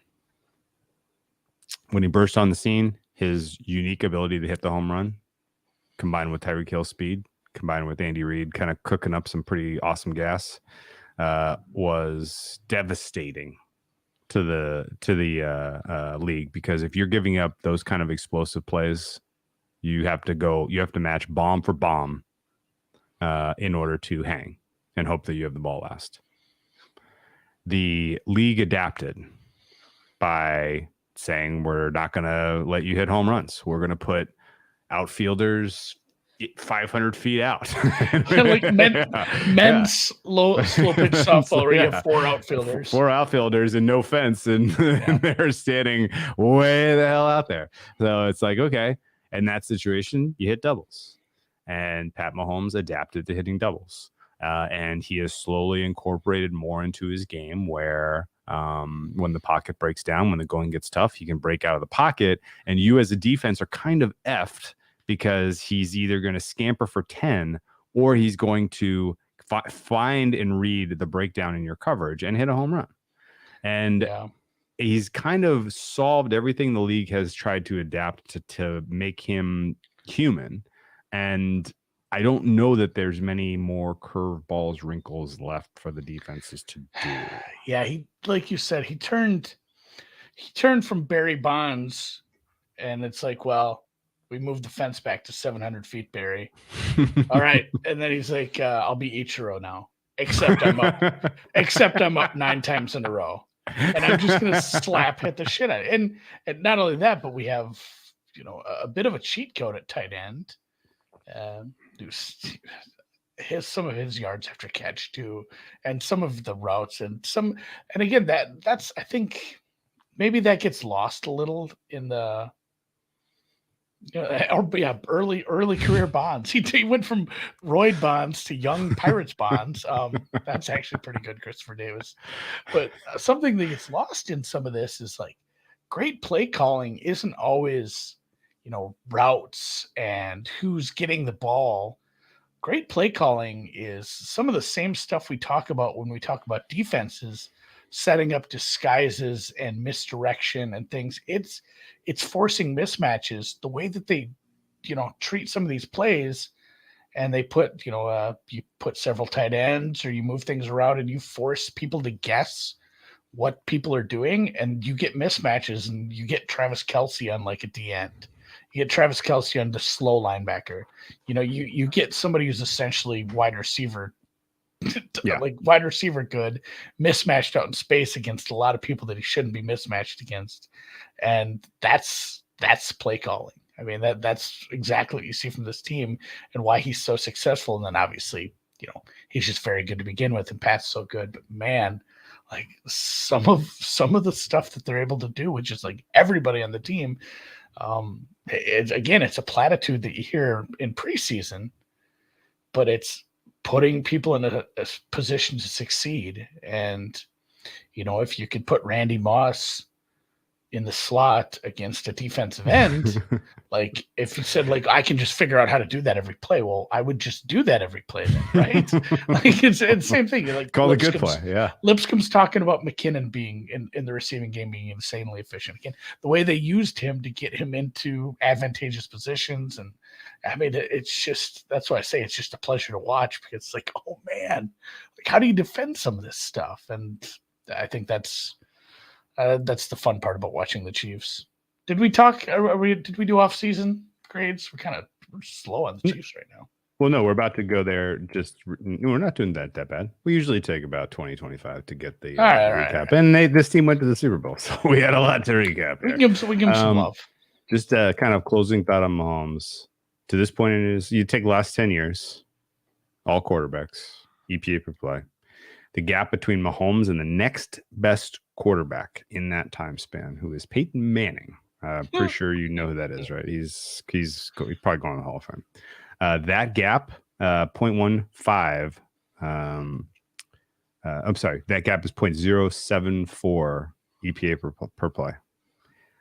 That gap is the same as the difference between Peyton Manning and the what best quarterback in that time frame? 38th. Ooh, very close. 29th. So that is absurd. I'm at a loss. I'm in shock here. And I really don't know what you do if you're a defense to try to stop him. He's inevitable. Patrick Mahomes is inevitable. The Chiefs are inevitable. And I am dying for a season where he has to do a little more in the playoffs in terms of difficult path. Dying. I'm not saying I will bet against him at all. I'm just excited to see more of a challenge in terms of path. play Super Wildcard Weekend, go on the road divisional round, go on the road AFC Championship game, and then play another quality opponent in the Super Bowl. Like that will be fun. That will be very, very, very fun. Like having to go to Paycor for the AFC title game and then rematch with another Eagles team or a good Niners team, the Lions, and their unstoppable offense. For those less familiar, Paycor, of course, is in Cincinnati. Yeah. Be on someone else's turf. Everyone for knows the AFC Championship game. Yeah, be on someone else's turf for the championship game. Host the Ravens at the Bills, at the Bengals would just be fucking awesome to see that. And I'm excited for it. So let's get into the offseason. The Chiefs made they made a couple moves. Nothing that really, really moved the needle for me except for one. A lot of washes where it's like, you signed Orlando Brown because he lost Smith. Like, okay, Frank Clark and whatever his name is, like probably a slight downgrade, but nothing massive. You lost some secondary depth pieces. Smith-Schuster in an already kind of iffy wide receiver room. The Bieniemy one, we'll find out, I guess, if that's important. Like that could be interesting. I don't know what your biggest loss is, I guess. Biggest loss pretty clearly is the big boy at the top, Orlando Brown. No. Me. I had him graded as elite at the tackle position. Not just elite in terms of the quality of play, but availability. Like that guy did not miss. Right. And it was easy to kind of downgrade, kind of point to it wasn't worth the money, blah, blah, blah, blah, blah. If you didn't have to lose him, I don't think you really want to. And you're bringing in Juwan Taylor that's going from like 90 to 95th percentile at the position to a guy who's like in the high 70s. He's better than average. He's also available. He's younger. He's cheaper. I get why you did it. But it makes sense. Yeah.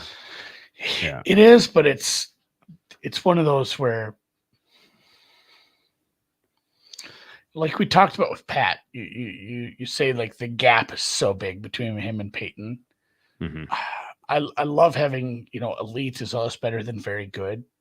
Yep. But at a tackle spot, it's not going to matter as much if the rest of the line is solid enough. You know what I mean?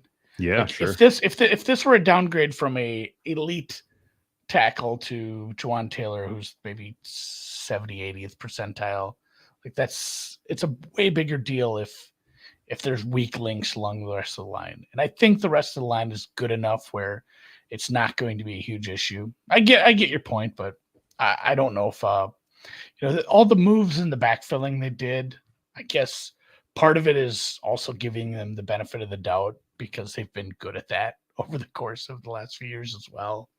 And they've made smart choices. So I'm not super moved by it. But I understand where you're coming from just from a grading standpoint. Okay.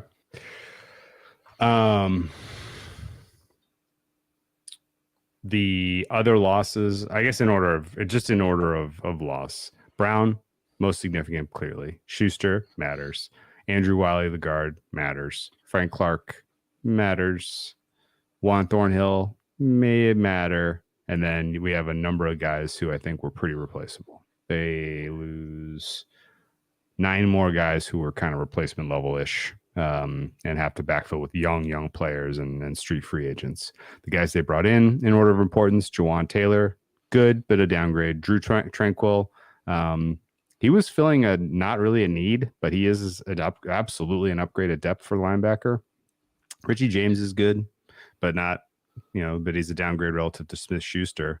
And then Donovan Smith, I don't really know how to rate that guy. He was a walking hold last year. And if he's kind of regularly out there, and I don't know that he will be, it gives the refs a decent chance to handicap them. What do you think of that? Yeah, we have that in the schedule. There's some there are forces working against the Chiefs this year. That might be one of them. I mean, just off-season stuff. I think it's hard to grade it. Like it's just a B because it's like everybody's asked to fix the Mona Lisa. Like, what are you going to paint a hat on her? You do have to backfill at spots you lose and use some cap considerations to make some of these moves. But when you're at the top, it's hard to give somebody an off-season grade because how are you going to improve that much more? I think, looking forward, I'm much more interested in seeing, obviously how Taylor and Smith play on the ends, but I'm way more interested to see what we get out of these wide receivers because it's like they all kind of show flash. I'm going to give them a B+ for two reasons for the off-season grades. I'm going to go B, just straight B. You're going to straight B. Okay. I'm going to give them a B+ because I like that they took their medicine last year to a degree with some of the Mahomes contract, right?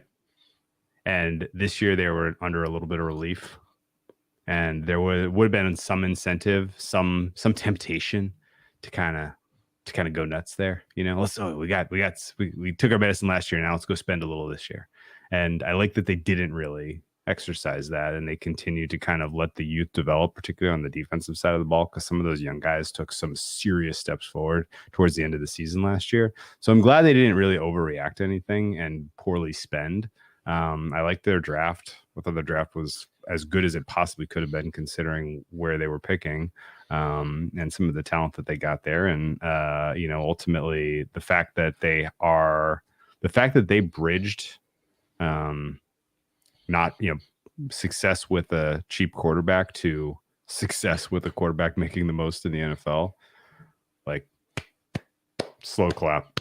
Like, it's quite impressive that your organization overall didn't fumble the bag in some way, shape, or form. Didn't even take a step backwards, but won the Super Bowl in a year where you were taking your contract medicine. This is awesome. It is just very cool. So I don't know. Yeah, and I give them a B+. Yeah, to bring up the draft too, they obviously don't have great draft picks when you win, but they did kind of address two spots where they could use help and depth, and they got a defensive end and they got a wide receiver. A wide receiver, a lot of people are kind of high on as a bit of a sleeper in Rice from SMU. I don't know. I didn't watch a lot of SMU games. I don't watch a lot of college football in general, so we'll see. I think kind of my last thought on that is I wish they had the money to just go get like another wide receiver one, because it'd be fun. But I mean, you have your wide receiver one lining up at the end of the offensive line. It's still there's a ton of teams where it said I don't know. This is a fun thought exercise. We don't have time to do all 31, but how many teams would trade their top wide receiver for Travis Kelce right now? I know he's not as young as he once was, so maybe it's a silly one, but there's a bunch of teams that wouldn't. But man, there's a handful of teams like, yeah, you can have him. We'll take him. Yeah, he's so good. So if they get a little more out of these guys, and a lot of it is just, and that's I got to that conclusion in my head there a little, Dan, too. He's 34. It's starting to get towards the end of things, but man, they need something out of Tony, and Tony just doesn't stay healthy. I wasn't a big Tony guy coming out of college too. I did end up watching a bunch of Florida that year. It was a fun team, but what I saw was like, oh, they're just triple covering Pitts and Tony's open. Like, is he actually that good? But I don't know. If that worked once, put him with a wide receiver that you got to double cover again and maybe get some action out of Kadarius Toney again. And he has to just stay healthy. He missed time multiple times, I think, last year with some soft tissue injuries. So he needs to get healthy. I guess I've heard good things about Sky Moore as far as off-season stuff. I know that's all we hear this time of year, but the quote was from Andy Reid. If you get anything out of this wide receiver room, it's, fucking run it back season, baby. Yeah.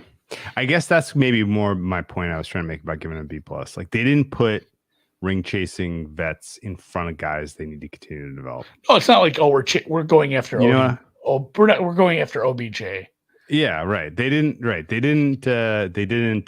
impede their ability to continue to develop their young guys, which I like. That's maybe more of the point. Yeah. And there's been a lot written about them being one of the teams that was looking at getting Nuke on their team.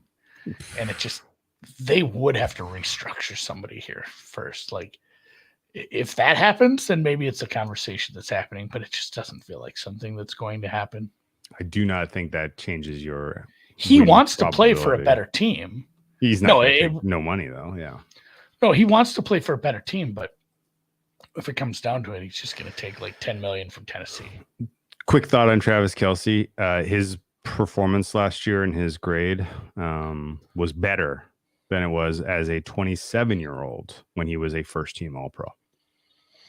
Yeah, he's still very good. Not worried about him aging at all. And like I said, like I did a pretty careful look at aging curves this offseason. That was one of like my highest priority things because I was kind of curious of like, what are some of the obvious trends? Interestingly enough, like, who has the flattest aging curve of any position in just neutral besides quarterback? I mean, you're leading me to say tight end, but it's not. Is it interior defensive tackle? No, it's cornerback. Cornerbacks can play. Cornerbacks can play very, very. If you're an elite quarterback, you can carry that through until you're 36. It's wild. Look, Patrick Peterson last year's numbers were good. Think of Charles Woodson. Like, there's a number of examples of you are very, very good. Saying kicker. I didn't look. Well, that's the unique thing about cornerbacks is you can be, hey, I'm this big dick swinger, 23-year-old shutdown cover corner, and then 5 years from now, when I don't have that 4.3 speed, you're crafty. You know what to do. I'm crafty, and I'm playing in a different kind of system where I'm getting a lot of help from the safety. Or suddenly I'm a slot corner, and I'm very good at that. This is 100% survivorship bias. If you can if you cross the bridge of you lose your elite speed and you can stay in the league, then you can carry on. You're playing to like 38. That's exactly it. That is it. 100%. And so you get good at the hidden jersey tugs. Yeah, ultimately the aging curve is pretty damn flat for those guys, which is crazy. That's interesting. That's kind of actually a theme of a lot of elite players. Like if you just isolate guys who hit like 2 standard deviations over the their position peak, right? Those guys have longer careers, almost all of them, and they're almost all flatter. So there certainly are lots of examples of players who are being paid, compensated well beyond their contribution once they get over the hill, aging curve wise. But if you are in like the rare air, elite skill, it doesn't matter what position you play. If you're in rare air, you find ways to stay at or as productive. Sure. For much longer than the rest of the room. So it's kind of fascinating. Yeah. All right, let's look at this schedule. We won't hash it because we went over this in great detail already once in the schedule episode. If you missed that, it's only a couple episodes back, but a big focus is favored right now in every game. I don't feel like they'll go 17-0, but I suppose that's on the table. It always is. But yeah, the big red pink shark. That's not Valentine's Day, people. That is weeks.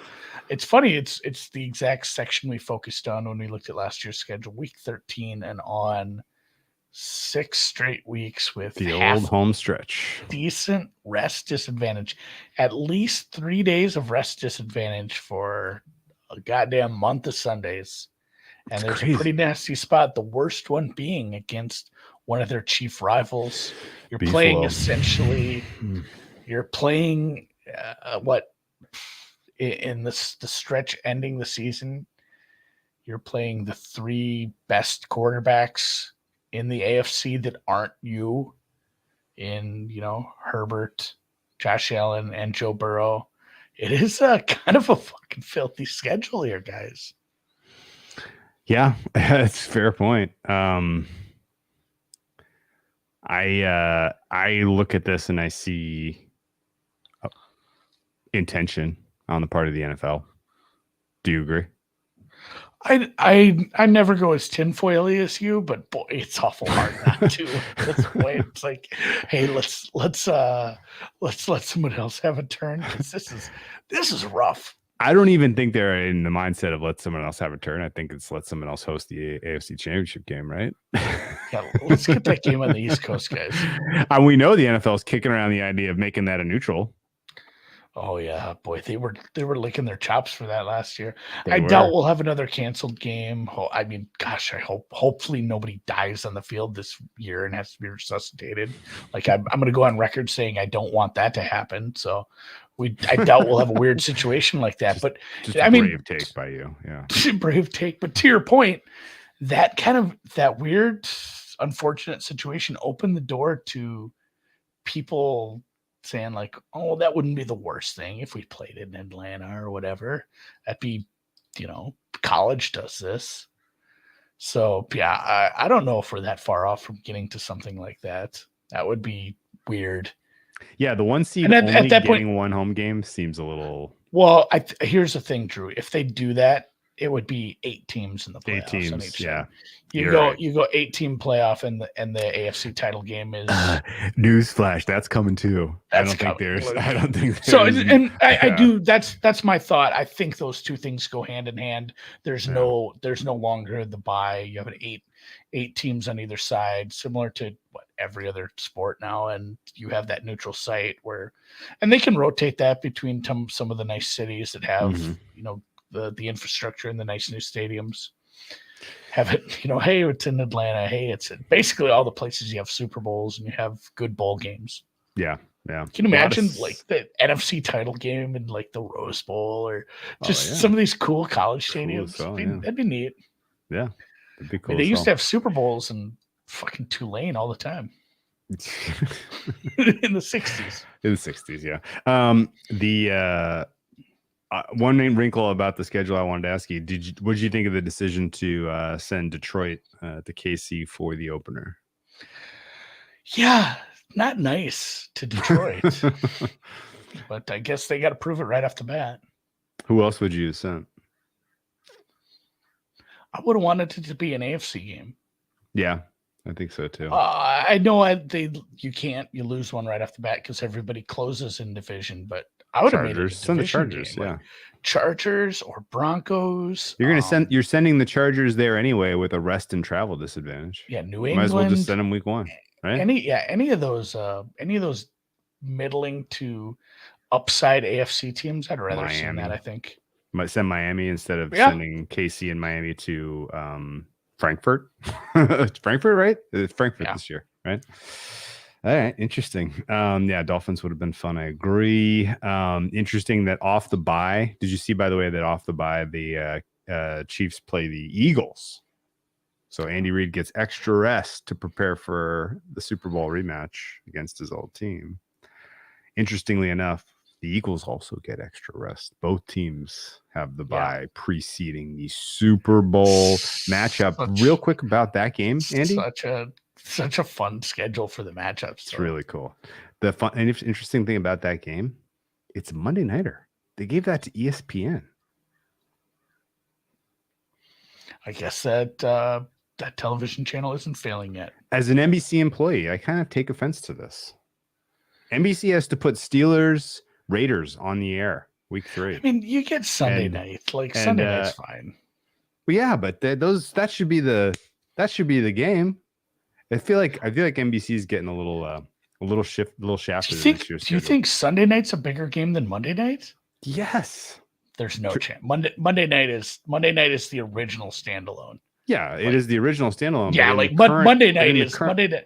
Sunday night's fun. It's a fun way to close Sunday, but Monday night is its own thing. It's the most Sunday Night Football is the most watched television program on earth. Well, not on but earth, I but like Monday night. I like Monday night better a lot. Okay, well. I don't care what channel it's on. Like Monday night's always more because it's the only game that day. Thursday night can fucking kick rocks, even though for the reason I just said Monday night's good because people are getting shafted and you have bad performances. But I'm saying NBC got shafted this year on behalf of the company. Fair. We only get Mahomes and the Chiefs twice. One of them is against the Jets. and sorry ass Aaron Rodgers week 4, and one of them is against Green Bay. Well, have your game on Monday and maybe get a good game. You get the flex game late in the season too, so you can't complain there. And ESPN does pay a lot for that game. So. Yeah, they do have Joe Buck and Troy Aikman still, I guess, and they also Christopher. have I'm not joking around. I they think have the Monday, Peyton Manning room. Monday night has, and maybe it's a legacy thing. Monday night has, his history. Not even on network television, Andy. Is network television? We have games on like Amazon now. You can't even throw that out there. Nielsen ratings, Andy. Monday night is a way bigger deal for me. Okay. Well, I didn't know that was going to be a hot take.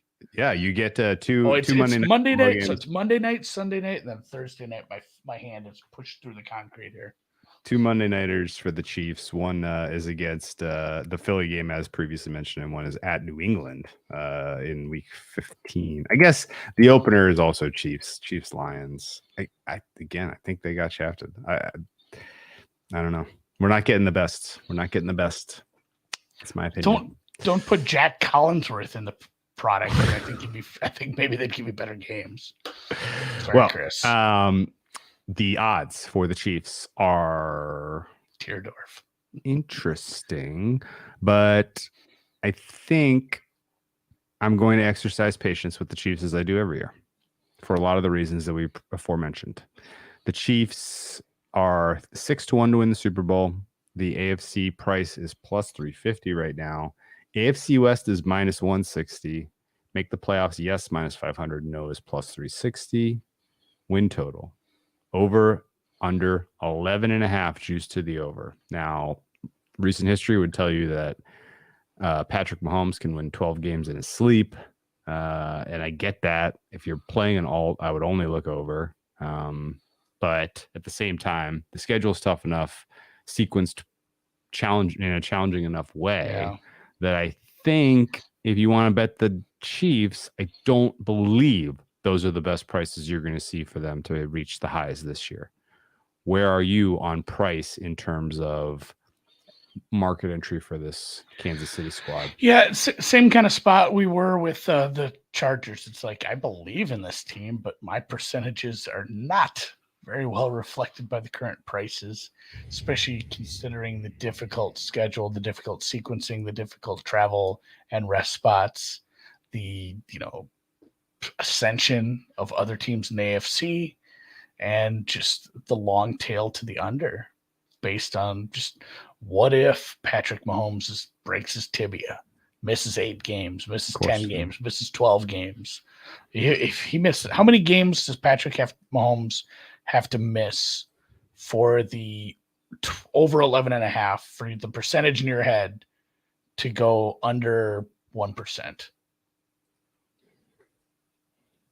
Where it's like, if I tell you he misses, if he misses X amount of games, and I'll give you over 11.5 plus 50 to 1 or whatever, that's kind of the math we're doing here. And I think it's like 6 or 8 games. If he told me he was sitting out 6 games, I would not feel good about betting to win 12. This is the biggest clipboard delta. This is the biggest clipboard delta in the NFL, and it's although they've had a lot. They've had decent results with backups.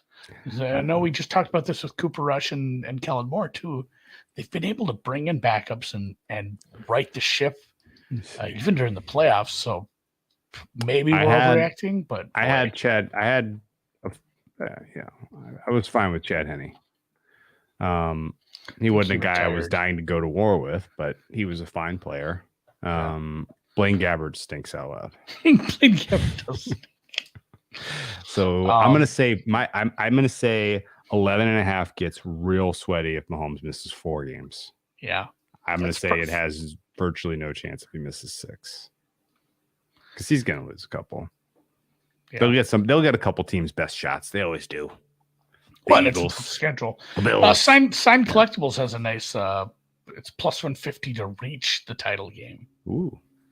So here's the thing about, I guess, market. My expectation of market maturity for the Chiefs. Expect them to win week 1 with the banner raise at home. They have meaningful favoritism status in every game but 2 before the bye, and they play Philly. That is 9 games. So 7-2 feels median-ish getting to the bye.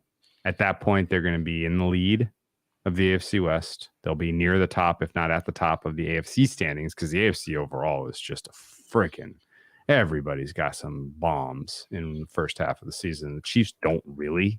Like, their close games are Jacksonville and the Jets. They could win those. They could be 9-0. So I get the sense that there's a realistic likelihood that the Chiefs' prices get shorter between this moment, or really when they kick off week 1 and when we get to that bye. And I think they drift from the bye into the home stretch. Even if they win the West, they're going to need to catch a little bit of positive variance, I think, in order to get the 1 seed in the AFC this year, high probability wise. For those reasons, I think if you want to bet Chiefs now, go right ahead. I think you will accumulate equity between now and when we get to their bye in middle of November or whatever. MVP Mahomes, same thoughts. Between now and November 20th, I think his price goes from 6-1 or whatever it is down to 3-2, maybe even evens. Like, he could be pick 'em mid-season here for MVP. It wouldn't shock me at all.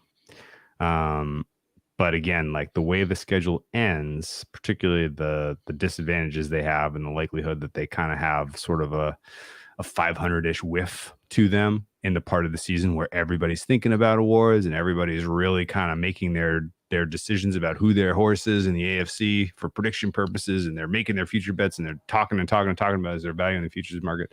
I think during that period, you're going to see drifting prices for the Chiefs. And so I don't think that you're going to get a better price on them at the end of the season on the eve of the playoffs than you will right now, with the exception of them being the only healthy team in the AFC and just an absolute nuclear season, in which case, anybody bets Chiefs now is just going to be laughing their ass off. So, and Patrick brings up a good point about the 1 seed. It's just like, who are your true threats for the 1 seed don't come from the AFC South. It's probably obviously the winner of the East, the winner of the North. And I think you would agree with it just based on some of your thoughts on those divisions are tougher than they were in years past. Agreed. Whereas this is the division, even with their tough schedule, where they've probably been the deck was stacked against them a little here. Even with their tough schedule, they seem the most likely to run away with the division. Correct. The other ones have more of a dogfight. So 1 seed, I don't think I have it that much different than last year as far as likelihood. Obviously, injuries screw everything up and aren't predictable.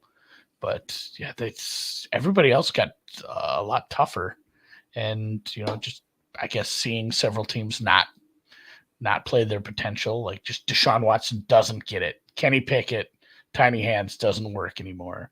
And Lamar, to the wide receivers that they threw together, just we're never reliving that magic, and just Bengals win 15 games. Like that's in the range of possibilities. Definitely. And then you're playing again, Paycor. Got to go through Paycor. AFC goes through Paycor. Paycor should be paying me for this, but no, that interestingly enough, it still feels like Patrick said there. Feels like they have the easiest path division-wise. I know the schedule's still the schedule, but I think the Jags do still. To get a 1 seed? The easiest path division-wise.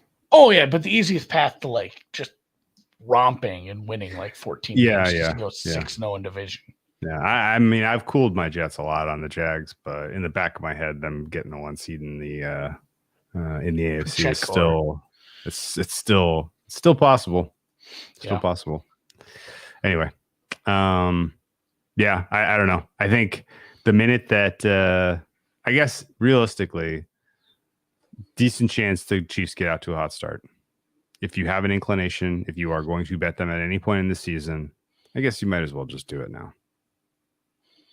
I'm not gonna. I anyone that's literally like easy money. Pat Mahomes MVP, easy money. Chiefs Super Bowl, Chiefs AFC, easy money. This is, and the point isn't this will win. The point is this will get shorter between now and Thanksgiving. I'm not going to fight you on that. You're probably right. There are so many fun ones. Just plus 650 to go undefeated in the division. I wonder what that. We'll have to look at that rollover once we get to the end of it. Closing prices. Pretty good bet. Plus 650. Go pull the schedule up again, Dan. Yeah, I'm doing the math on the spreadsheet right now. Equals blank times. Yeah. So what did we have? We had blank times blank. So the Chargers 5.5 point favorites. What do you put them in there? That's like a 1 point. Yeah, okay. That's not that good of a bet actually. It should be closer to 11-1. That's not that good a bet. Yeah, you might, and again, rolling that over. There's some correlation and stuff here, but yeah, I mean the raw win probabilities multiplied gets you to 8%, which should be 12-1. I have 10-1. Still fun. Still fun bet though. Yeah. Interesting. There's so many fucking ways to bet. There's so many, every team has Vikings versus Packers, 3-way market. Vikings 2-0, Packers, 2-0, 1-1. I don't know what happens if there's a tie. Yeah, I think that's the 1-0. That's the 0-0, Andy. That's where they get you in roulette. So yeah, the betting plan is if you like them, bet them now. I think Chiefs to start 5-0 is 5-1. Chiefs last team to lose a game. It's definitely, I'm sure they're one of the favorites in that. You're not going to get a huge price, but if you like them, bet them now. Like Drew said, and I would strongly agree with this. Is the tough part of the schedule is definitely backloaded. Those numbers will get shorter, and I know we're not working on. Maybe you have a cash out book and you can just hit the button if you want, but in situations that don't allow for that, it allows you to add other prices like. Mahomes gets down to 2-1 to win MVP, or wherever we're sitting at that point. It allows you to look at the other quarterbacks and hedge with some. Maybe I want some Burrow. Look at the second half of the schedule. At that point, we'll know a lot more about what teams are made up of, and you can make some decisions based on man, this guy is against a bunch of secondaries that have had injuries, and Burrow's probably gonna have 3,000 yards in the last 9 games, and maybe we need to add a little bit there. It really does, afford you some kind of leeway there to add to your portfolio. So that's a lot of fun, I think. I agree with that. Interestingly enough, on your Vikings and Packers tie commentary, how many years in the last 10 has there been a tie in that rivalry, Andy? 3. 2 out of the last 10. I was trying to think if it was more. 2013 they tied 26-26. What a weird tie. And 2018 they tied 29-29. They don't have normal ties. Those some interesting results there. But yeah, so basically there's a 20% clip that you lose. There's 20% clip that it hits 0-0. So do not bet into that market. Yeah. Yeah. Anyway. I did see markets like that too. Will there be a tie? Will there be at all this year? Yeah. I think they were both scoregamis. They both had to be scoregamis, I think. I'm gonna Google that now. Or you can search for that on Twitter. Yeah, 26 scoregami. Yep, that was. Yep. Scott Solzine started for the Pack in 13. All right. Well, I think we've gone long enough. The 29. I can't get confirmation that 29-29 was a scoregami. We'll put the stats and research department on that eventually here, and we'll figure it out next week. We don't even know which division we're doing next. We'll let you know. We'll tweet. Follow us on Twitter. We'll tweet it out. Hey, if you listen to this in podcast form And we It's going to said be an something NFC division. I have my nice. preference, and we'll see what Andy thinks. I mean, just the North. Yeah, I think so. Okay. Yeah. All right. Bears and guys, is it Bears and Packers or Bears and Vikings to start things out? It's Bears. Who's second favorite? Yeah, Bears Packers. Yeah. The oldest rivalry in the NFL. We'll start with those two teams next week. Monday, we'll catch you Monday. The Packers actually get to go first. They are the long shot in the NFC North. If you've never left a review, go leave a 5-star review. If you didn't do a thumbs up on the YouTube, do a thumbs up. Dan says 29-29 was the scoreagami. That in itself deserves a thumbs up. We'll catch you next Monday. NFLscoreagami.com. There's a website dedicated to it. Have you ever watched? Do you run it? Have you ever watched the video that he made about it? Oh, I don't run it. I just know the website exists. I love the John Boyce videos. Anyway, the one with the